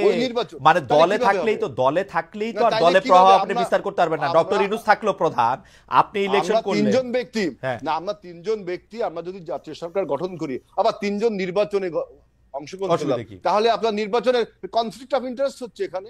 এটা হয় না, এটা তো পলিটিক্যালি রং। সারা পৃথিবীতে তো ক্ষমতায় থাইকেই ইলেকশন করে, অসুবিধা কি? না, আপনি সারা পৃথিবীর সাথে বাংলাদেশের উদাহরণ দিলে হবে না। কোন পৃথিবীর কোন দেশে জাতীয় সরকার করে আবার তারা নির্বাচনে অংশগ্রহণ করছে, সেখানে একটা স্ট্রং নির্বাচন কমিশন থাকে ভারতে। তাহলে আপনারা যেহেতু, আচ্ছা বুঝতে পারছি, তাহলে আমার ভুল, আপনারা যেহেতু ইলেকশনে অংশ নেবেন সেই জন্য আপনারা জাতীয় সরকার করলেন না, তাই কি? ইলেকশনে আমি জাতীয় সরকার করলে, আপনি আমি সবাই যদি জাতীয় সরকারে অংশগ্রহণ করি, ইলেকশনে করবো কার সাথে? সরকারের সাথে সরকারের ইলেকশন, এটা তো পলিটিক্যালি একটা রং আইডিয়া, এটা তো টোটালি পলিটিক্যালি রং আইডিয়া। বাংলাদেশে কি কোনোদিন এরকম একটা হইতে পারবে না যে 10টা দল মিলে একটা ইলেকশন কালীন সরকার তৈরি হবে? এটা হইতে পারবে না? শোনেন, সেটার জন্য আপনাকে সময় দিতে হবে, আরো সময় নাই। এখন যে ট্রানজিশনাল পিরিয়ডে আমরা রয়েছি, একটা মানে যুগ সন্ধিক্ষণে আমরা রয়েছি, এখন আমাদের এই বিপ্লবকে, আমাদের আন্দোলনকে, আমাদের অভ্যুত্থানকে যদি সুসংহত করতে হয়, তাহলে অবশ্যই যে রাজনৈতিক শূন্যতা তৈরি হয়েছে, সেখানে একটি রাজনৈতিক সরকারের প্রয়োজন। এখন আপনি যদি জাতীয় সরকার গঠন করেন আগে, তাহলে হাসিনার সাথে আপনার পার্থক্য থাকলো কি? আর আমরা যেটা নির্বাচনে কমিটমেন্ট করেছি আন্দোলনের সময়, আমাদের সাথে যারা যুগপৎ আন্দোলন করে তাদের সবার সাথে আমাদের কমিটমেন্ট হয়েছে, তারাও আমাদের সাথে কমিটমেন্ট করেছে যে after the election we will make আপনার ন্যাশনাল গভর্নমেন্ট। আপনি এখন এই কথা বললে তো হবে না। হেলাল ভাই, এই জামায়াতের সাথে মানে আপনারা সবসময় জামায়াতকে ব্যবহার করেছেন, জামায়াতের শক্তিটাকে নিজেদের মধ্যে আপত্ত করেছেন, রাজপথে আপনারা থাকতে চান নাই, আপনারা বসে বসে চা খেয়েছেন, এয়ার কন্ডিশন রুমে সুন্দর কাপড় চোপড় পরে থেকেছেন, জামায়াত আন্দোলন করেছে। আমি একটু বলি, জামায়াত আন্দোলন করেছে এবং জামায়াত কিন্তু 17 বছর 18 বছর 20 বছর 25 বছর যখন দরকার হয়েছে তখন আপনাদের সার্ভিস দিয়েছেন। কিন্তু জামায়াতের নেতারা যখন ফাঁসির কাস্টে ঝুলেছে, জামায়াতের বিরুদ্ধে যখন বিভিন্ন রকম অন্যায় অত্যাচার হয়েছে, বিএনপি জামায়াতের সাথে একটা বিবৃতি দিয়েও পাশে থাকে নাই। এখন বিএনপি কি এইটা কি মনে করে যে বিএনপি আসলে প্রথমে হলো আপনার বক্তব্য, প্রথমটাকে আমি ধরছি যে এটা ঠিক না, যে বিএনপি 17 বছর আন্দোলন সংগ্রাম, গুম খুনের শিকার সবচেয়ে বেশি হয়েছে, জামাতের কয়েক শীর্ষ নেতাদের ফাঁসি হয়েছে। আপনি একটা উদাহরণ দেখেন, 28 তারিখে যখন সর্বশেষ 28 অক্টোবর যখন আমাদের উপর যে ভীষণ ক্র্যাকডাউন হলো, আমাদের জনসমাবেশকে ভণ্ড করে দিল, তখন কিন্তু জামাতে ইসলামও যুগপৎ ভাবে আমাদের সাথে ওইখানে একটা আন্দোলন করেছে। হেলাল ভাই বেয়াদবি না নিলে একটা ছোট্ট রসিকতা করব। হেলাল ভাই বেয়াদবি না নিলে একটা ছোট্ট রসিকতা করব। আমরা 90 এর ঢাকা বিশ্ববিদ্যালয়ের ছাত্র, আপনি আমাদের নেতা, মানে আপনি যেটাকে ক্র্যাকডাউন বলতেছেন 28 অক্টোবর, এর থেকে বড় বড় ঘটনায় তো আপনি চায়ের কাপটাও নামায় রাখেন নাই টেবিলের উপর। কেন আমরা 17 বছর আমরা আপনি চাই খাইতেছিলেন, ধরেন 90-তে যে এই ঘটনা পুলিশ ঘটাইছে, সরি, সেগুলি তো হয়তো আপনি চায়ের কাপটাও নামায় রাখেন নাই, সেটাকে আপনি ক্র্যাকডাউন বলতেছেন 28 অক্টোবরের ঘটনা। না, 28 অক্টোবরে আমি বলছি যে আমাদের উপরে যে পরিমাণ ক্র্যাকডাউনটা হলো, এবং তার আগেও আপনারা 17 বছর ব্যাপী এই সরকারের বিরুদ্ধে কখনো আমরা থেমে থাকিনি, অবিরাম ভাবে আমরা আন্দোলন সংগ্রাম চালিয়ে গেছি। আমাদের গুম খুন কত হয়েছে দেখেন। এই আপনার লাস্ট যে 34 দিনের যে আন্দোলনে এই সরকার পতন হলো, সেখানেও আমাদের প্রায় 150 নেতাকর্মীকে হত্যা করা হয়েছে, এবং এ পর্যন্ত আমাদের বিএনপির 29 লাখ নেতাকর্মীর নামে আপনার মিথ্যা মামলা দেওয়া হয়েছে। কত ইলিয়াস আলীর মতো একজন ছাত্র নেতাকে গুম করেছে, চৌধুরী আলমকে গুম করেছে, কত লোককে গুম করেছে, খুন করেছে। এগুলি তো বহুবার বলা হয়েছে, কিন্তু হেলাল ভাই আমি আপনার কনসেন্সের কাছে এটা প্রশ্ন করতে চাই। আমি আপনার কনসেন্সের কাছে প্রশ্ন বলেন যে চায়ের কাপ, আমরা যখন বলছেন যে আমরা এসি রুমে ছিলাম তখন প্রতিবাদটা করি, যে আমরা 17 বছর আন্দোলন সংগ্রাম করলাম, ঘর ছাড়া বাড়ি ছাড়া হলাম। আপনি যদি এখন এটা বলেন, আর আমাদের অন্য রাজনৈতিক দল তারাও আমাদের সাথে যুগপৎ আন্দোলন করেছে, আমি কাউকে খাটো করে বলছি না, আমি খাটো করছি না, কিন্তু 17 বছরে আমাদের এই আত্মত্যাগকে, আমাদের দলের উপর যে পরিমাণ অত্যাচার করা হয়েছে, আমাদের দলকে ধ্বংস করবে জন্য আমাদের নেতা, আমাদের নেত্রী এবং খালেদা জিয়া, যিনি আপনার আজকে বাংলাদেশের ইউনিটির প্রতীক, তার বিরুদ্ধে 33টা মামলা দেওয়া হয়েছে আমাদের, এবং তাকে 7 বছর জেলে রাখা হয়েছে। আমাদের কে হয়েছে? এখন আপনি বলছেন, এখন যারা বলছেন যে তাদের বিরুদ্ধে যখন মামলা হয়, আমরা কিন্তু বলেছিলাম যে মামলাটা আপনার ন্যায্যতার ভিত্তিতে হতে হবে, এবং এই মামলায় যেন আইনগত দিকটা বারবার বলি। অথচ দেখেন 111-এ যখন আমাদের নেতাদেরকে গ্রেফতার করা হলো, তখন কিন্তু আমরা আমাদের সহযোগী, আমাদের জোট সঙ্গীত থেকে আমরা কোনো বিবৃতি পাইনি। এটা আমি বলতে চাচ্ছি না, আপনি বলছেন তাই। আচ্ছা হেলাল ভাই, আমি ইতিহাসের দিকে না যাই। হেলাল ভাই, আমার গলায় ব্যথা, একটু এই জন্য আস্তে কথা কইতে হইতেছে। এই যে ইতিহাসের দিকে না যাই, ব্যাপারটা কি বিএনপির আচরণ দিকে কি এইটা মনে হয় না যে ডেফিনেটলি বিএনপি বাংলাদেশের সবচেয়ে বড় রাজনৈতিক দল, এখন আবার আওয়ামী লীগ অনুপস্থিত, তার মানে হচ্ছে বাংলাদেশে যদি এখন ইলেকশন হয় বিএনপি 280টার বেশি সিট পাবে, এটা আমি নর্মালি বুঝতে পারি। তো বিএনপি এখন 280টার বেশি সিট পাবে। বিএনপি অস্থির হয়ে গেছে যে বিএনপি 280 সিট পায় এসে তারেক সাহেব এসে প্রধানমন্ত্রী হবে, বেগম জিয়া যদি রাজনীতিতে থাকতে চান প্রেসিডেন্ট হবেন বা অন্য কোনো কিছু হবেন, জনাব আজিজুল বারী হেলাল বড় একজন মন্ত্রী হবেন বা কি হবেন আমি জানি না। এবং এইটার জন্যই অস্থির হয়ে গেছেন, যেইটার এই জন্য যখনই আমরা সংস্কারের কথা বলি, যখন আমরা বলি আমরা কি একই জায়গায় আসব, তখন আপনারা এটা পছন্দ করেন না। যখন এইটার মধ্যে এটা বলা হয় যে ভাই আপনাদের সঙ্গে তো জামাত ছিল, আপনাদের সঙ্গে তো বাম দল ছিল, জনাব সাকি ছিল, জনাব নূর ছিল, এগুলি কথা শুনলেও আপনাদেরকে কষ্ট লাগে। আপনার উপর থেকে দেখেন হ্যাঁ তোমাদেরকে দিয়ে দিব না 5-10টা আসন, এরকম একটা ভাব আপনাদের, তাই না হেলাল ভাই? এইটা আপনি বলছেন, এর কোনো সোর্স আমি জানি না, সোর্স থেকে আপনি বলছেন। আপনি যে বলছেন অস্থির, আমরা অস্থির হবো কারণ সমস্ত রাজনৈতিক দল জামাত ইসলামকে নির্বাচন চাচ্ছে না, বাম সংগঠনগুলোকে নির্বাচন চাচ্ছে না। আর আমরা রাজনৈতিক অভিজ্ঞতা থেকে বলছি যে আপনি 111-এর সময় আপনি দেখেন যেই সরকারটা 2 বছর অন্যায়ভাবে ক্ষমতায় থাকলো, 3 মাসের সরকার 2 বছর থাকলো, সেই 2 বছর থাকার ফলে যে 17 বছরের একটা ফ্যাসিবাদ তৈরি হয়েছিল, সেই 17 বছরের ফ্যাসিবাদকে তাড়াতে কত রক্ত এবং সংগ্রামের প্রয়োজন হলো। আবার কি আমরা দেখতে পাচ্ছি যে আবারও যদি এরকম, এই সরকারের মেয়াদ এখনো অনিশ্চিত, আপনারা যদি এরকম এবং এই সরকারের মধ্যে আপনার 111-এর কুশীলবরা কিন্তু রয়ে গেছে এবং ফ্যাসিবাদের কুশীলবরা রয়ে গেছে। এখন তারা আপনার তাদের মেয়াদটাও এখন পরিষ্কার করে বলছে না। সুতরাং আবারও কি আবার খুব পরিষ্কার করে বলছে, খুব পরিষ্কার দুটো ডেট যেখানে বলেন, দুটো ডেট যেখানে বলেন, দুটো ডেট না হেলাল ভাই, একটা ইয়া বলছে যে মানে হয় ডিসেম্বর থেকে জানুয়ারি জুন পর্যন্ত, একটা এটাকে স্প্যান বলছে, আইদার অর মিন্স আইদার আর অর না রে ভাই। যখন এটা জানুয়ারিতে সময় হলে জানুয়ারি, ফেব্রুয়ারি। এখানে আরেকটা কথা বলছে যে যদি সংস্কার কমিশন যে সমস্ত প্রস্তাব দিছে সেগুলো যদি রাজনীতিবিদরা না মানে তাহলে তিনি নির্বাচনে যাবে। তাহলে আমার প্রশ্ন, আপনার এই পণ্ডশ্রম কেন? রাজনীতিবিদরা যদি না মানে তাহলে আপনি নির্বাচনে যাবেন, তাহলে এই সময় ক্ষেপণ করছেন কেন? সময় ক্ষেপণ করে আপনি বাংলাদেশের স্থিতিশীলতাকে নষ্ট করে এই আমি আসতেছি হেলাল ভাই, আমি আপনার কাছে আসবো, হেলাল ভাই আমি আপনার কাছে আসবো।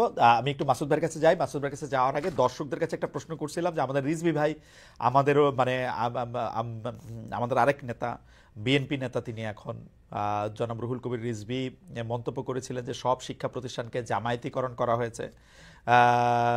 সেইটা সঠিক বলে মনে করেন কিনা? শতকরা 41% মনে করেন যে হ্যাঁ সেটা সঠিক, শতকরা 59% দর্শক মনে করেন যেটা সঠিক না। 61,000 দর্শক এর মধ্যে ভোট দিয়েছেন। ইন্টারেস্টিং। আমি জনাব শফিকুল ইসলাম মাসুদ আপনার কাছে সরাসরি যেতে চাই যে বর্তমান উপদেষ্টাদের মধ্যে মাসুদ ভাই কতজন আপনাদের লোক? খালিদ ভাই, দুটো বিষয় একটু আপনার অনুমতি নিয়ে বলি। একটা হচ্ছে যে অন্তর্বর্তীকালীন সরকারের ব্যাপারে একটু আগে যে আলোচনাটা হলো যে ব্যর্থতা বা ওনাদের দায়বদ্ধতার প্রসঙ্গটা, আন্দোলন একটার পর একটা আসছে। আসলে দেখেন, এই 17 বছরের মাঝে তো নানান বঞ্চনা ছিল মানুষের। সেখানে সরকার কিন্তু এই মাত্র 6 মাসে 136টা আন্দোলনকে তারা মোকাবেলা করেছে এবং সেটাতে ফেস করেছে তারা। দ্বিতীয় হচ্ছে যে যেটা বলা হচ্ছে যে একদল ভারতে পালিয়েছে আর একদল পরাজিত হয়েছে। এখন যদি আমরা এটা জনগণের কথা যদি বলি, যে জনগণ তো এখন এটাও বলে যে একদল তো এখনো লন্ডনে আছে এবং আর একদল তো এখন এই দেশে বসে তারা ভারতের কোলে এতটা ঢলে পড়েছে যে বিগত 17 বছরের সরকার যা যা বলেছে এখন তারা ঠিক সেই কথাগুলোই, জামাতিকরণ হয়ে গেছে, আবুল বারাকাত সাহেব যেভাবে বলতেন, ব্যাংক জামাতিকরণ হয়ে গেছে, শিক্ষা প্রতিষ্ঠান জামাতিকরণ হয়ে গেছে। সৎ, যোগ্য, দক্ষ মানুষ যদি কোথাও বসে, সে যদি জামাত হয়, তাহলে তো দেশের 18 কোটি মানুষ জামাত। সেই কথা তো 24-এর আন্দোলনে আমাদের মা বোনেরা, ভাইয়েরা, ছাত্র জনতা তো এই কথা বলেই তো ফ্যাসিস্টদের সামনে বুক পেতে দিয়েছে। যদি আমি এটার কারণে যদি আমি জামাত হই, আমার কাছে মাসুদ ভাই, মাসুদ ভাই আমি একটু বলি, বলে রাখি আমাদের কারণে আমরা একটু অবস্থাটা বলে রাখি। জামায়াতিকরণ হইলে কিন্তু আমাদের কোনো সমস্যা নাই। জামায়াতিকরণ হোক, পুরা বাংলাদেশ জামায়াতের গাইডবুক দিয়ে চলুক, এটা আরো ভালো। কিন্তু সেইটা জনগণের ম্যান্ডেট নিয়ে এসে করা উচিত না। আপনাদেরই তো ভোটের জন্য অস্থিরতা থাকা উচিত। এটা তো আমরা বলছি না, এটা বলছি যে কেউ কেউ যখন এটা বলেন তখন তো এটা দুর্ভাগ্যজনক, এটা দুঃখজনক না। আর আপনি যে কোশ্চেন করেছেন, এই অন্তর্বর্তীকালীন সরকারের কোনো একজন উপদেষ্টাও তো কোনো দলের হওয়ার কোনো সুযোগ নেই। এটা তো জনগণের সরকার, জনগণের অন্তর্বর্তীকালীন সরকার। কোনো দল থেকে এটা তো নামই বলা না, এটা তো নামই বলা হয়েছে নির্দলীয় অন্তর্বর্তীকালীন সরকার। না, এই পছন্দ অপছন্দের প্রশ্নটা তো আপনি আইডেন্টিফাইড করতে পারবেন না। পছন্দ অপছন্দ ডিপেন্ড করবে যে তিনি সততার সাথে, দেশপ্রেমের সাথে কাজ করতে গিয়ে যদি হেলাল ভাইয়ের সাথে মিলে যায়, তিনি হেলাল ভাইয়ের মানুষ। তিনি যদি আপনার সাথে মিলে যায়, আপনার মানুষ। তিনি যে আমার সাথে মিলে যান, আমার মানুষ। যদি সেটা 18 কোটি মানুষের সাথে মিলে যায়, তিনি 18 কোটি মানুষের। আপনার সাথে তো তিনি তো কোনো একজন ব্যক্তির হবে না। আপনার সাথে তিনি তো কোনো ব্যক্তির হবে না। মাসুদ ভাই, আপনার এটা করাটা তো ঠিকও হবে না। আপনার সাথে কেউ বলতে পারবে না, বলাটাও ঠিক হবে না। মাসুদ ভাই, আপনার সাথে তো বুদ্ধি দিয়ে, কথা দিয়ে, কোনোটা দিয়ে পারবো না। না, প্লিজ সরল করে বলি যে মাসুদ ভাই, আপনারা যখন আর্মি আপনাদেরকে ডাকছিল, তখন কি আপনাদেরকে কোনো উপদেষ্টাদের নাম দিতে বলছিল যে 5 জন যারা দেশ চালাবে তাদের মধ্যে থেকে 5 জনের কথা বলেন? সেটা শুধু আমাদের না, সেটা সব দলের আপনাদেরকে ডাকছিল কিনা? আমি যেটুকু জানি যে অলমোস্ট সব দলের কাছ থেকেই তারা পরামর্শ প্রস্তাবনা নিয়েছেন। সেই প্রস্তাবনা কোন দলই তার দেশপ্রেম, তার দক্ষতা, যোগ্যতা, আমানতদারিতার প্রশ্নে সেটা কেউই ওপেন করে না। আবার কেউই কিন্তু কোন দল হিসাবে তাকে দেয় নাই, দিয়েছে যে দেশের এই ক্রান্তিকালে প্রধান উপদেষ্টাকে সহযোগিতা করতে পারবে এবং আমাদের ছাত্র জনতার যে এক্সপেকটেশন, উই ওয়ান্ট জাস্টিস সহ ফ্যাসিস্ট এবং স্বৈরাচার যেন আর কোনোভাবে মাথাচাড়া দিতে না পারে, বিগত স্বৈরাচারের এবং ফ্যাসিস্টদের যাতে বিচারটা নিশ্চিত করা যায়, সেরকম কিছু মানুষকে বাছাই করার ক্ষেত্রে সব দলই সহযোগিতা করেছে, জামাত ইসলামী সহযোগিতা করেছে। অ্যাবসলিউটলি। আপনারা যখন উপদেষ্টা পরিষদ ঘোষণা করা হইলো বা পরবর্তীতে উপদেষ্টা পরিষদ 3 জন 4 জন, এই উপদেষ্টা পরিষদে যাদের নিয়োগ দেওয়া হয়েছে তাদের সবাইকে মোটামুটি খুশি আছেন তো, বা ঠিকই আছে মনে করছেন? আমরা কারো উপরে খুশি হইনি, আমরা কারো উপরে বেজারও হইনি। আমরা প্রত্যেককে এই দেশের এখন প্রতিনিধিত্ব করার মতো একজন ব্যক্তি মনে করেছি। প্রয়োজনে কারো ব্যাপারে আমরা কথা বলেছি। আমরা যেমন শিক্ষা সংস্কারের প্রশ্নে যখন তারা কথা বলেছে, আমরা কিন্তু বলেছি যে শিক্ষা উপদেষ্টা যিনি আছেন তাকে এ ব্যাপারে সতর্কতার সাথে, এবং যে কমিশন করেছেন সেই কমিশনের ব্যাপারে আমরা খুব শক্ত কথা বলেছি। সুতরাং আমরা যেমন সরকারের ভালো দিকগুলো তুলে ধরেছি, আবার সরকারের ব্যর্থতা বা কোনো অদূরদর্শিতা বা তাদের কোনো দুর্বলতা থাকলে সেটাও আমরা তুলে ধরেছি। আমরা সব একেবারে বলা যায় যে আবেগ এবং অনুভূতির ঊর্ধ্বে উঠে শুধুমাত্র এই 2024-এর আমাদের ছাত্র জনতার যে শাহাদাত, তাদের হাত পা হারানোর যে অভ্যুত্থান, এটা যেন তারা ধারণ করে, এই কথাটা আমরা বারবার প্রত্যেককে স্মরণ করেছি। ইন্ডিভিজুয়ালি আমরা কাউকে ওন করিনি, আবার কাউকে ডিফেন্ড করিনি। মাসুদ ভাই, তাহলে কোনো রিপোর্ট কার্ড বানান না আপনারা এই উপদেষ্টাদের সম্পর্কে? না, এটা তো আমরা কারোর জন্য এটা যথার্থ মনে করি না। ওকে, ঠিক আছে। মাসুদ ভাই, আসছি আবার আপনার কাছে। হেলাল ভাই, একই প্রশ্ন, এই উপদেষ্টাদের মধ্যে কতজনকে আপনি পছন্দ করেন বা কতজনকে বিএনপি পছন্দ করেন? আপনাদের কথা বিএনপি শুনেছিল কিনা উপদেষ্টা পরিষদের? এখানে ব্যক্তিগতভাবে পছন্দ অপছন্দের কিছু নেই। পারফর্ম ভালো করলে, যেহেতু এটা নিরপেক্ষ সরকার, নিরপেক্ষভাবে পারফর্ম করলে তাকে সবাই পছন্দ করতে হবে। আমি যে বক্তব্যটা দিতে চাচ্ছি, দেখেন, লন্ডনে বসে আমাদের নেতা যেভাবে বাংলাদেশের মানুষকে গত 17 বছর অনুপ্রাণিত করেছে, অনুরণিত করেছে, মানুষ আন্দোলন করেছে, হাজার হাজার শত শত মাইল দূরে সাইকেলে চড়ে, কলার ভেলায় চড়ে, যেভাবে মানুষ উজ্জীবিত হয়ে আন্দোলনে অংশগ্রহণ করেছে, 24/7 তিনি জনগণের সাথে সম্পৃক্ত রেখে বাংলাদেশের যে আন্দোলনটা সংগঠিত করেছে, যেভাবে আপনি বলতে পারেন ইরানের ইসলামী বিপ্লব খোমেনি আপনার সুইডেনে বসে, সার্বিয়ায় বসে করেছে, ফ্রান্সে বসে করেছে, একই সাথে লেনিন সার্বিয়ায় বসে আপনার কমিউনিস্ট বিপ্লব করলো। এটা এরকম উদাহরণ রয়েছে, এবং তিনি যেভাবে জনগণকে অনুপ্রাণিত করেছে এবং জনগণ কিভাবে তার ডাকে সাড়া দিয়েছে। এবং আপনি দেখেন যে ভারতের কোলে কারা বসছে, এটা একটা বড় প্রশ্ন। দেখেন, আমরা 5ই আগস্টের পরে যখন সরকার গঠন হলো, 8ই আগস্টের কিছু পরে আমি দেখলাম যে মাসুদ ভাইদের দল বলছে যে ভারতের সাথে সুসম্পর্ক করা দরকার। যখন ভারত বিরোধী মনোভাব তুঙ্গে, ভারত যখন আমাদের বিরুদ্ধে অপপ্রচার করছে, বলছে বাংলাদেশিদের মেরে পা উপর দিক দিয়ে মাথা নিচের দিক দিয়ে ঝুলিয়ে রাখবে, তখন বাংলাদেশের কোন রাজনৈতিক দল, এমনকি উপদেষ্টা পরিষদ একটা কূটনীতিক বার্তা ছাড়া আর কোনো কিছু করলো না, কোনো রাজনৈতিক দল মাঠে নামলো না। একমাত্র দল বিএনপি।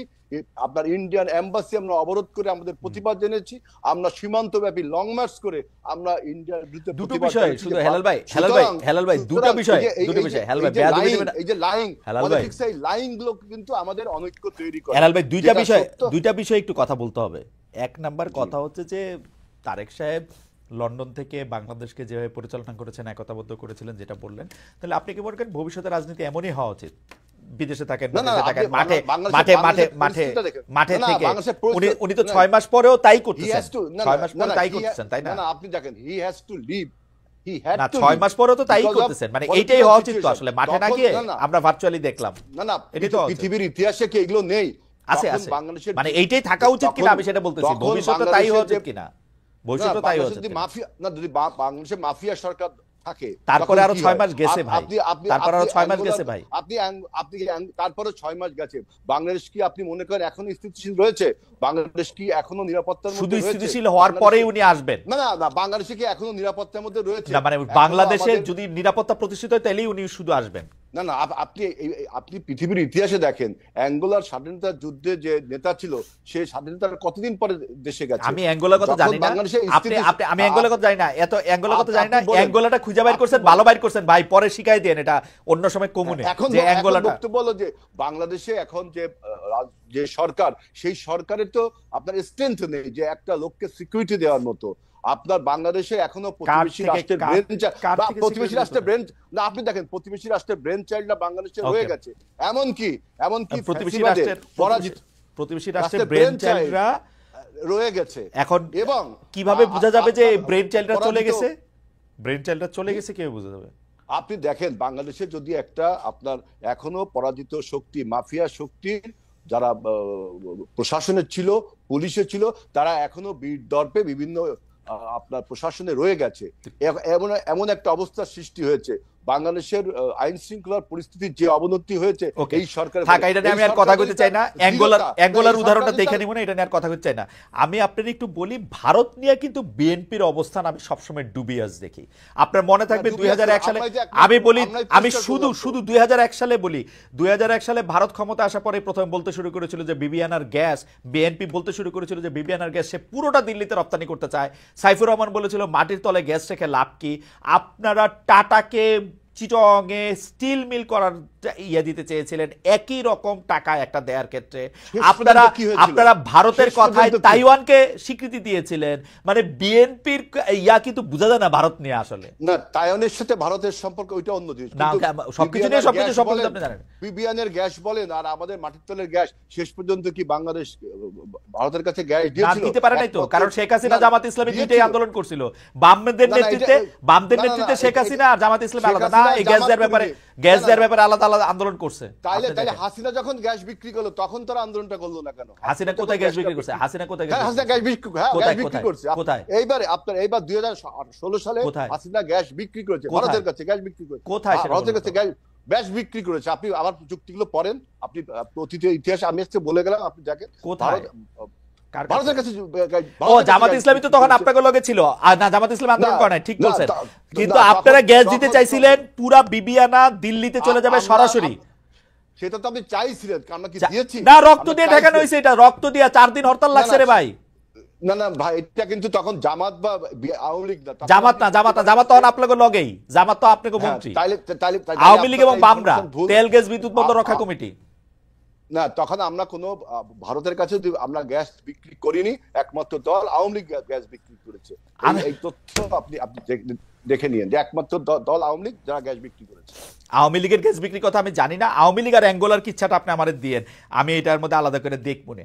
আর আমি একটু আবার মাসুদ ভাইয়ের কাছে যাই। মাসুদ ভাই, ডক্টর মোহাম্মদ ইউনূসকে এই অন্তর্বর্তীকালীন সরকারের প্রধান করার ব্যাপারে কি আপনাদের প্রস্তাব ছিল, আপনাদের এক ঐক্যমত ছিল, নাকি এটা কি ছিল আসলে? মানে আপনারা ডক্টর মোহাম্মদ ইউনূস অন্তর্বর্তীকালীন সরকার প্রধান হবেন, এটার ব্যাপারে আপনারা what did you do? দুটো বিষয় একটু সংযুক্ত করে নেই। সেটা হচ্ছে যে আমাদের বলা হয়েছে যে আমরা একটাকে বলা হয়েছে ভারতে পালিয়েছে আর একটা পরাজিত শক্তি। তো এই জায়গায় আসলে আমাদের ক্লিয়ারেন্সটা থাকা প্রয়োজন যে বাংলাদেশের মানুষের কাছে কিন্তু বিষয়টা খুব পরিষ্কার। এটা নিয়ে এখন আর ধোঁয়াশা তৈরি যে বা যারাই করবেন, এই বিতর্কের জায়গাটা 2024-এ জুলাই আগস্টের মাধ্যমে আরো বেশি পরিষ্কার হয়েছে যে অতীতের বিষয়গুলোকে আর বেশি টানাটানি না করে বর্তমান এবং ভবিষ্যৎকে ধারণ করে এগিয়ে যাওয়াটার মধ্যেই আমাদের কল্যাণ। আমার মনে হয় সেই জায়গাটা পিছনে ফিরে ফিরে বারবার যখন আমাদের আর কোনো রেকর্ড বাজাবার সুযোগ নেই। আমাদের যারা মন্ত্রী ছিলেন, আমাদের যারা সংসদ সদস্য ছিলেন, ইভেন দো আমাদের যারা রাজনীতিতে ফাঁসির মঞ্চে গিয়েছেন, কোনো অন্যায়ের কাছে আপোষ করেন নাই, তাদের কোনো ভিডিও পাওয়া যাবে না, রেকর্ড পাওয়া যাবে না, অডিও কল পাওয়া যাবে না, অথচ এরকম ভিডিও কল পাওয়া যাবে বা অডিও বার্তা পাওয়া যাবে। সেরকম বিষয়গুলোকে সামনে রেখে তো এখন জনগণ ভাবছে যে আবার একদল ভারতের অনুকম্পা নিয়ে 16 বছর থাকার চেষ্টা করেছে, অঙ্গরাজ্য বানিয়েছে, ইলিশ মাছ আমরা খেতে পারিনি তাদেরকে পাঠানো হয়েছে। আবার এখন ঠিক একই কথা বলে জামাত ইসলামীকে ওই সময় যেমন দাবিয়ে রাখার চেষ্টা করা হয়েছে, বিতর্কিত করার চেষ্টা করা হয়েছে, জনগণ থেকে আলাদা করার চেষ্টা করা হয়েছে, ঠিক একই কথা যখন যদি আমি বলি, তাহলে আমাকেও তো জনগণ ধরে নিবে যে আমি বোধহয় সেই একই পন্থা অবলম্বন করে আবার বাংলাদেশকে ওই একই রাষ্ট্রের করদরাজ্যে বা অঙ্গরাজ্যে বা তাদের অনুকম্পা নিয়ে বোধহয় আমরা আবার ক্ষমতায় যাওয়ার একটা ষড়যন্ত্র বা একটা পরিকল্পনা আমরা করছি। এটা যথার্থ হবে না এবং এই জায়গাটা দেশের জন্য কল্যাণ হবে না, সেটা আমাদের সকলেরই স্মরণে রাখা প্রয়োজন। দ্বিতীয় হচ্ছে যে আমাদের শ্রদ্ধেয় প্রধান উপদেষ্টা, আমার এখানে একটু ছোট করে জানতে চাওয়া আছে, আপনাদের যে মানে করদরাজ্যে পরিণত হওয়া আরেকটা দেশে, সেটা কি শুধু আওয়ামী লীগের এগেনস্টেই বলেন নাকি বিএনপির এগেনস্টেও বলেন? বিএনপিও ক্ষমতায় আসলে করদরাজ্যই হয়। এবং আপনাদের এই বয়ান কখনোই চেঞ্জ হয় না। 1971 সাল ছিল ভারতীয় ষড়যন্ত্রের তৈরি একটা কাহিনী, ওই ভারতীয় ষড়যন্ত্র, ওই ভারত বিরোধিতা, আপনারা এটা পপুলিস্ট জায়গা থেকে এই ব্যাপারটা বলতেই থাকেন। এবং না, এটা ঠিকই আছে, এটা বলতে হবে আমাদের, এবং এটা করে কিন্তু আপনারা মুক্তিযুদ্ধের বিতর্কিত করেন, কিন্তু আপনারা কিন্তু প্রতি মুহূর্তে মুক্তিযুদ্ধকে ছোট করেন, প্রতি মুহূর্তে 1971 সালকে অস্বীকার করেন, প্রতিটা মুহূর্তে আপনারা করতে থাকেন। এটা তো সত্য ঘটনা, এটা তো সত্য এবং আপনাদের সত্য আর অন্য সত্য তো আলাদা হইতে পারে। না, এটা আলাদা সত্য না, আলাদা সত্য না। এই সত্যটা আমাদের মেজর জলিল উনিও বলে গেছেন। এখন দেখেন, মতিউর রহমান রেন্টুর লেখা একসময় পড়া হতো না, এখন তো সবাই পড়ছেন, জানছেন। কর্নেল রশিদ সাহেবের লাইফটাকে যদি ধারণ করা যায়, তাহলে ইতিহাসের যে অংশগুলো তিনি তুলে ধরেছেন, এগুলোকে তো কেউ চ্যালেঞ্জ করছে না। আমি হাইন্ডসাইট একটা কথা বলি, মানে 1971 সালে যদি জামায়াতের অবস্থা, মানে জামায়াত যেটা চাইছিল সেটা যদি সফল হইতো, তাহলে কি হইতো আসলে? মানে ভারত এই ষড়যন্ত্র করে আর কিছু করতো, অতটা বাংলাদেশ স্বাধীন হতো না। এই তো স্বাধীন হতো, বাংলাদেশ স্বাধীন হতো, বাংলাদেশ ভারতের সাহায্য ছাড়াও স্বাধীন হতো, অবশ্যই স্বাধীন হতো, অবশ্যই স্বাধীন হতো। এই দেশ স্বাধীন হয়েছে না ভারতের বিরুদ্ধে লড়াই করে। আমি বলেছি 2024-এর আমাদের যে ছেলেরা, জনতা, ছাত্র, শিক্ষার্থী, মা বোনেরা এই আধিপত্যবাদ, মানে আপনারা এই কথাটা রাজনৈতিক বক্তৃতায় বলেন, ঠিক আছে মাসুদ ভাই, আপনি যদি এখন 2024-এ বলেন যে ভারত থেকে স্বাধীন হয়েছে বাংলাদেশ, আমরা খুব সিনসিয়ারলি বলি, এটা আমরা খুব সিনসিয়ারলি ভারত থেকে স্বাধীন হয়েছে বাংলাদেশ। এবং এদেশে আমাদের দেখেন, ঢাকা বিশ্ববিদ্যালয়ে কি স্লোগান হয়েছিল? দিল্লি না ঢাকা। কেন এই স্লোগান হয়েছিল? এই স্লোগান আপনারা দিছেন রে ভাই, আপনারা এই স্লোগান আপনারা দিছেন। দিল্লি না ঢাকা স্লোগান ছিল না এখানের মধ্যে। দিল্লি না স্লোগান আপনাদের পুশ করা স্লোগান। এই স্লোগানের মধ্যে কোটানা মেধা ছিল, এই স্লোগানের মধ্যে হাসিনার পতন ছিল, এইটার মধ্যে থেকে আমাদের ভোট দেওয়ার কথা ছিল, অনেক কিছু ছিল। আপনারা দিল্লি না ঢাকা এই বয়ান আপনারা সামনে আনতেছেন, কারণ হচ্ছে যে আপনারা এইটাই মনে করেন, আপনি মনে করেন যে বাংলাদেশ স্বাধীন হওয়া ভুল হয়েছে, আপনি মনে করেন বাংলাদেশ স্বাধীন হইতে পারলে ভালো হতো। স্বাধীন হওয়া 71-এর পজিশন আপনি চেঞ্জ করেন না রে ভাই, 71-এর পজিশনেই আছেন আপনি, আমরা চেঞ্জ পজিশনেই আছেন। আপনি পড়েন সংগ্রাম ইত্তেফাকে আপনাদের বক্তব্য যেটা ছাপা হয়েছে ওইটাতেই আছেন আপনারা। হ্যাঁ, পড়েছি যে ওখানে আমাদের অ্যাবসলিউটলি ওই জায়গার মধ্যেই আছে। এরকম ষড়যন্ত্রমূলক একটা স্বাধীনতা আমাদের দেশের মানুষের প্রয়োজন ছিল না, সেই প্রয়োজন এখনো নাই। এটা আমরা তখন বুঝেছি, আর এটা অনেকের বুঝতে 53 বছর লেগেছে খালিদ ভাই, 53 বছর লেগেছে। যার কারণে এখন স্লোগান উঠেছে দিল্লি না ঢাকা। আমাদের এই যে দেখেন 2010-এ যখন আমাদের নেতৃবৃন্দকে গ্রেপ্তার করা হয় তো একদম সিলে একটা ম্যাটার, কেন টিপাই মুখবাদের বিরুদ্ধে আমাদের লোকেরা, আমাদের নেতৃবৃন্দ তখন আওয়াজ তুলেছিল, বিভাগে প্রোগ্রাম করেছিল। ঠিক একইভাবে এই জন্য আমি মনে করি যে আমাদের ভারত ইস্যুটা আপনি কখনোই এটাকে সাইড করতে পারবেন না, এই জন্য যে হয় তাদের বন্ধু হতে হবে, না হলে তাদেরকে শত্রুতামূলক যে আচরণ তাদের, এটা ঠিক করে তো আপনাকে এটা ফেস করার জন্য আপনাকে এই দেশের জনগণকে তো প্রস্তুত রাখতে হবে। এটা হয়েছে না। দেখেন আপনি সীমান্তে এখন আমাদের কাস্তেওয়ালারা, মানে আমাদের সম্মানিত এবং প্রিয় কৃষকরা হাতে কাস্তে নিয়ে তারা সীমান্ত রক্ষার জন্য আমাদের বিজিবির ভাইদের সাথে তারা অংশগ্রহণ করছে। ঝিনাইদহে এখন অলরেডি আমাদের এটা আপনি ইন্টারন্যাশনাল এটা বললেন না, এটা আমাদের জন্য খুব গর্বের ব্যাপার না যে আমাদের বিএসএফ এর ভাইদের সাথে কারো কাস্তে নিয়ে এটাতে দাঁড়ায় থাকতে হয়।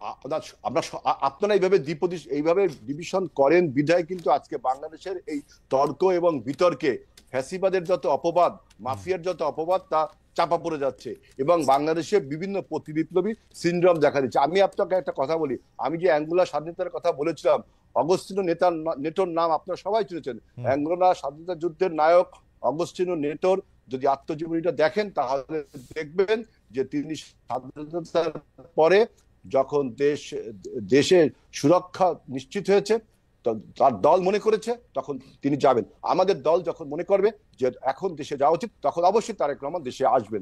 সুতরাং এটা নিয়ে অন্য কোনো ন্যারেটিভ বানানো উচিত না। এবং পেট্রোলিয়াম গ্যাস 2019 সালে ভারত এবং বাংলাদেশ সমঝোতা স্মারক চুক্তি স্বাক্ষর হয়েছিল এবং ট্রায়াল বেসিসে একটি চালানো ভারতের ত্রিপুরা রাজ্যে এবং অন্য জায়গায় গিয়েছিল 2019 সালে। আপনি দেখবেন আবার 2019 সালে কি হয়েছিল ভাই? তরলীকৃত পেট্রোলিয়াম গ্যাস এবং এলপিজি এই দুইটা গ্যাসের ভারতের সাথে আপনার বাংলাদেশের সমঝোতা স্মারক চুক্তি হওয়ার পরে আপনার ট্রায়াল বেসিসে একটি চালান ত্রিপুরা রাজ্যে এবং আরেকটি কোথায় যাবে 2019 সালে। সেটা কার গ্যাস কে বানাইছে? সুতরাং বাংলাদেশ থেকে তোলা গ্যাস, টাকার গ্যাস, আমাদের এলপিজি গ্যাস, আমাদের আমরা যে এলপিজি আমাদের যে তরলীকৃত গ্যাস পেট্রোলিয়াম গ্যাস সেই গ্যাসটা গিয়েছে। আপনি কি কার সোর্স থেকে তুলছে? বাংলাদেশের সোর্স থেকে না ইন্ডিয়ার সোর্স থেকে? আমাদের সোর্স থেকে তোলা হয়েছে। আমাদের গ্যাস আমাদের গ্যাস ওটা তুলে আমি এটা দেখব না। ঠিক আছে, আচ্ছা আপনি 2019 সালের চুক্তিটা পড়েন। আচ্ছা, ভারত বাংলাদেশ যে ওই চুক্তিগুলি তো অবশ্যই, মানে এতে কোনো সন্দেহ নাই হেলাল ভাই। মানে আওয়ামী লীগের তো ইন্টারেস্টিং, আওয়ামী লীগের শেখ হাসিনা নিজে বলছে, আমাদের এটা ইনভেস্টিগেটিভ জার্নালিজম করে বাইর করতে হয় নাই, আওয়ামী লীগ নিজে বলছে বিএনপি ভারতকে যা দিয়েছি তা তারা কোনোদিন ভুলতে পারবে না। এটা শেখ হাসিনা নিজে বলছে, তার মন্ত্রীরা পররাষ্ট্রমন্ত্রীকে ভারতে বলছে যে আমাদের আওয়ামী লীগকে আরো কিছুদিন রাইখা দেন। সুতরাং বিএনপি ভারতের সাথে কখনো না, বিএনপিটা তাই বলে অস্বীকার করেন না ভাই। আপনি আবার পরেন সাইফুর রহমান গ্যাস পাঠাতে চাইছিল কিনা, খালেদা জিয়া এটাতে সমর্থন দিছিল কিনা, আবার পরেন বিবিআনার আর সমর্থন। আরে ভাই পারে নাই তো আমাদের জন্য, আমরা হরতাল করছি এই জন্য পারেন নাই না। সেটা আপনার যদি সেটা করে থাকে এটা দেশের জন্যই তো করেছেন, আর আমরা যদি না দিয়ে থাকি বিএনপি আমাদেরকে পিটা দিছে সেই সময়। না না, পেপারে আছে, পয়রা দেখেন, তেল গ্যাস বিদ্যুৎ বন্দর রক্ষা কমিটি, আপনি পয়রা দেখেন। আনুমোহাম্মদ স্যারের উপর যে হামলাটা হয়েছে সেটা আওয়ামী লীগ করেছে। আনুমোহাম্মদ স্যারের উপর হামলা বিএনপিও করছে, এই যে এই বিবিআনার গ্যাস রপ্তানি নিয়ে। সাইফুর রহমানের পাতার পর পাতা বক্তব্য আছে ভাই, মাটির তলে গ্যাস রেখে লাভ কি? বরঞ্চ বিএনপি বলেছে যে বাপেক্সকে উন্নত মানের করে না করে আমরা কেন বাইরের কোম্পানিগুলোকে বাংলাদেশে গ্যাস উৎপাদন। বিএনপির এগুলো হচ্ছে লিপ সার্ভিস। 5 বছরে একটুও বাপেক্সের উন্নতি করে না রে ভাই। আপনি এখন আপনি ইকবাল হাসান মাহমুদ টুকু ভাইরে জিজ্ঞেস করেন, টুকু ভাই কতবার চাইছে পেট্রোলে এর বাজেট দিছে কিনা, জিজ্ঞেস করেন এখনই। না না, আপনার বাংলাদেশ পেট্রোলিয়াম এক্সপ্লোরিং কর্পোরেশনকে তো আমরাই আপনার আধুনিকায়ন যতটুকু করেছি, কিন্তু অন্য আমলে আওয়ামী লীগের আমলে এই বাপেক্সকে ঠুটো জগন্নাথ বানিয়ে। আর এটা কথা বলি টাটাকে আপনারা জমি দিতে চাইছেন, একটা নির্দিষ্ট মূল্যে গ্যাস দিতে চাইছেন, একটা লম্বা সময় ধরে, এটা বহুত কিছু করছেন, আন্দোলনের মুখে আপনারা পিছিয়ে আসতেন। সুতরাং আপনারা খুব ইন্ডিয়া বিরোধী। আপনারা ইন্ডিয়ার ক্ষমতায় আসলে আবার ইন্ডিয়ার পেটের মধ্যেই ঢুকে যাবেন, যতই মুখে ইন্ডিয়ার সাথে ওয়ার্কিং। অবশ্যই এটা জামাত ইসলামীও করবে, প্রতিবেশী রাষ্ট্র হিসাবে আমরা ওয়ার্কিং রিলেশন রাখি, কিন্তু আমরা কখনো সাবসার্ভিয়েন্ট ওয়ার্ক রিলেশন না রে ভাই, ওয়ার্ক রিলেশন না, অনেক ভালোবাসার রিলেশনও রাখেন। আমি বলি তো, জনাব গোলাম আজমের ছেলে এই আন্দোলন করা থাকা অবস্থায় ইন্ডিয়ান বিশ্ববিদ্যালয়ে পড়াশোনা করছেন, ভালোবাসার সম্পর্ক আছে। হ্যাঁ, সেটার উত্তর তো আমি দিব না। না না, আপনি দিতে পারেন। আমি বলতেছি হচ্ছে যে ভালোবাসার সম্পর্ক থাকে, পলিটিক্যালি একটা অবস্থান নেয়। এইবার দেখেন বিএনপি যে স্ট্যান্ডটা তার ক্লিয়ার করলো যে ভারত বিরোধী মনোভাব জনগণ যখন তুঙ্গে, তখন এই জনগণের মনোভাব আপনার ধারণ করেই তো আমরা প্রোগ্রামগুলো। একটা দেশের পররাষ্ট্র নীতি কোনোদিন একটা দেশ বিরোধী মনোভাব হইতে পারে? নিবে কেউ? কেমন কথা ভাই? না আমি তো চাবো, কিন্তু আবার যে যে যে পররাষ্ট্রনীতি আপনার আছেন যে friends to all manage to নান, এটাও তো একটা দেশের না, পররাষ্ট্র। সেটা আওয়ামী লীগ করে না, এটা আওয়ামী লীগের দায়, সত্যি সেটা আওয়ামী লীগের দায়, সেটা আওয়ামী লীগের দায়, আওয়ামী লীগ করে না। কিন্তু আমরা তো সেটাই বলছি। আচ্ছা, আমি লাস্ট প্রশ্ন করি। এই যে মানুষজন আমাদের আপনাকে সাইবার যোদ্ধারা এখন আমার উপরে ঝাঁপায় পড়বে, আমি ভারতীয় দালাল এই সেই বলে টলে, এখন তো একটা চালু হয়েছে, হয় ভারতীয় দালাল নাইলে পাকিস্তানি দালাল হইতে হবে, নাইলে যে কই যাইতে হবে জানি না। যাক, ঝাঁপায় পড়লেন, আমি তো এখন আর কি করবো। লাস্ট প্রশ্ন করি, যে সেইটা হচ্ছে যে আমি ইয়া ভাইরে দিয়েই শুরু করি, মাসুদ ভাইরে দিয়ে শুরু করি, একই প্রশ্ন যেটা হেলাল ভাইকে দিয়ে শেষ করবো। আপনাদের কাছে অনুরোধ, আপনারা যদি 1 মিনিট 1 মিনিটের মধ্যে যদি একটু শেষ করেন। সেইটা হচ্ছে যে বিবিসি বাংলা একটা নিউজ করছে, সেটা হচ্ছে ধর্মভিত্তিক দলগুলিকে নিয়ে বিএনপি ও জামাতের রশি টানাটানি কেন। আসলে এটা শুরু হয়েছে যে জনাব শফিকুর রহমান সাহেব, পীর সাহেব চরমনাই জনাব সৈয়দ মোহাম্মদ রেজাউল করিমের সাথে দেখা করলেন, এরপরে আবার দেখা গেল মির্জা ফখরুল ইসলাম আলমগীর গিয়ে আবার দেখা করছেন সৈয়দ মোহাম্মদ রেজাউল করিম সাহেবের সঙ্গে। আপনাদের টেক একটু শুনবো। প্রথমে একটু মাসুদ ভাইয়ের কথা শুনে, যে মাসুদ ভাই আসলে রশি টানাটানি, ধর্মভিত্তিক রাজনৈতিক দল, একটু যদি এটা বলতেন, খালি একটু আপনার অনুভূতিটা একটু শোনায় রাখি। আমরা কিন্তু দেখছি জামায়াতে ইসলামীকে খুব বেশি জায়গা অনেক ইসলামিক দলে নীতি দিতে চায় না। আমরা বাবুনগরী সাহেবের কথা শুনছি, বাবুনগরী সাহেব বলছিলেন যে জামায়াতে ইসলামী অনেক খারাপ। থাক, আমি আর এত কথা বলতে চাই না, মানে বলছে খারাপ আর। যাই হোক,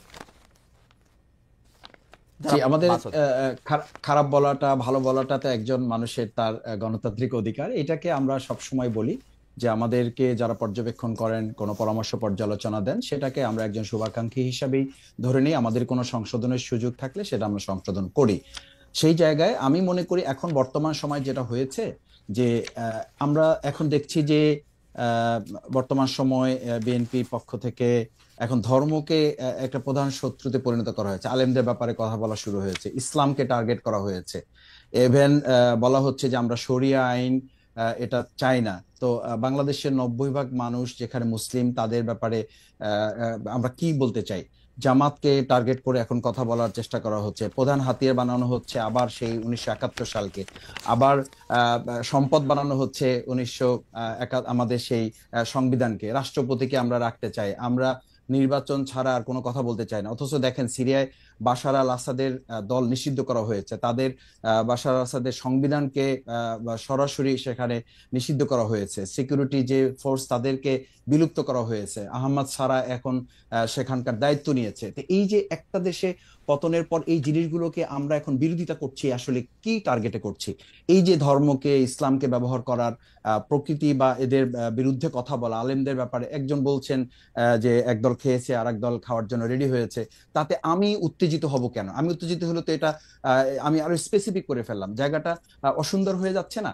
সেই জায়গায় বাংলাদেশ জামাত ইসলামী আমির ডক্টর শফিকুর রহমান, আমিও সেই প্রোগ্রামে গিয়েছিলাম বরিশালে, ওনার বেসিক্যালি একটা কর্মী সম্মেলন ছিল। সেই সম্মেলনটার এতই কাছে যে চরমনাইয়ের ইয়াটা, মানে ওনাদের মার্কাজটা বা ওনাদের মাদ্রাসা, আলোচনাগুলো শুনেছেন, শুনে বুঝতে পেরেছেন যে তর্ক লিপ্ত হওয়ার মূল কারণটাই হচ্ছে যে বিএনপির যে সমস্ত নেতারা রয়েছেন তারা নির্বাচনে দ্রুত যাচ্ছেন, এবং জামাত নির্বাচন চায়, কিন্তু আসলে তারা একটা ইনিয়ে বিনিয়েছে, তারা ইনু সরকার ক্ষমতা দিয়েছে। কিন্তু অনেকে মনে করে যে এই বর্তমান সরকার যেটা রয়েছেন এরা মূলত জামাত সমর্থিত একটি সরকার রয়েছেন। তো প্রিয় দর্শক, আলোচনাগুলো শুনেছেন এবং যে কথাগুলো বা যে আলোচনাগুলো, যে প্রশ্নগুলো করা হয়েছে, এগুলো আসলে কতটুকু যুক্তিসঙ্গত, এবং এই জামাত যে নির্বাচন দেরিতে চায় বা অনেকে মনে করে যে জামাতের সরকারি বর্তমান দেশ চালাচ্ছে, এটা আসলে কতটুকু বাস্তবতার সাথে মিল রয়েছে, কমেন্ট বক্সে কমেন্ট করবেন।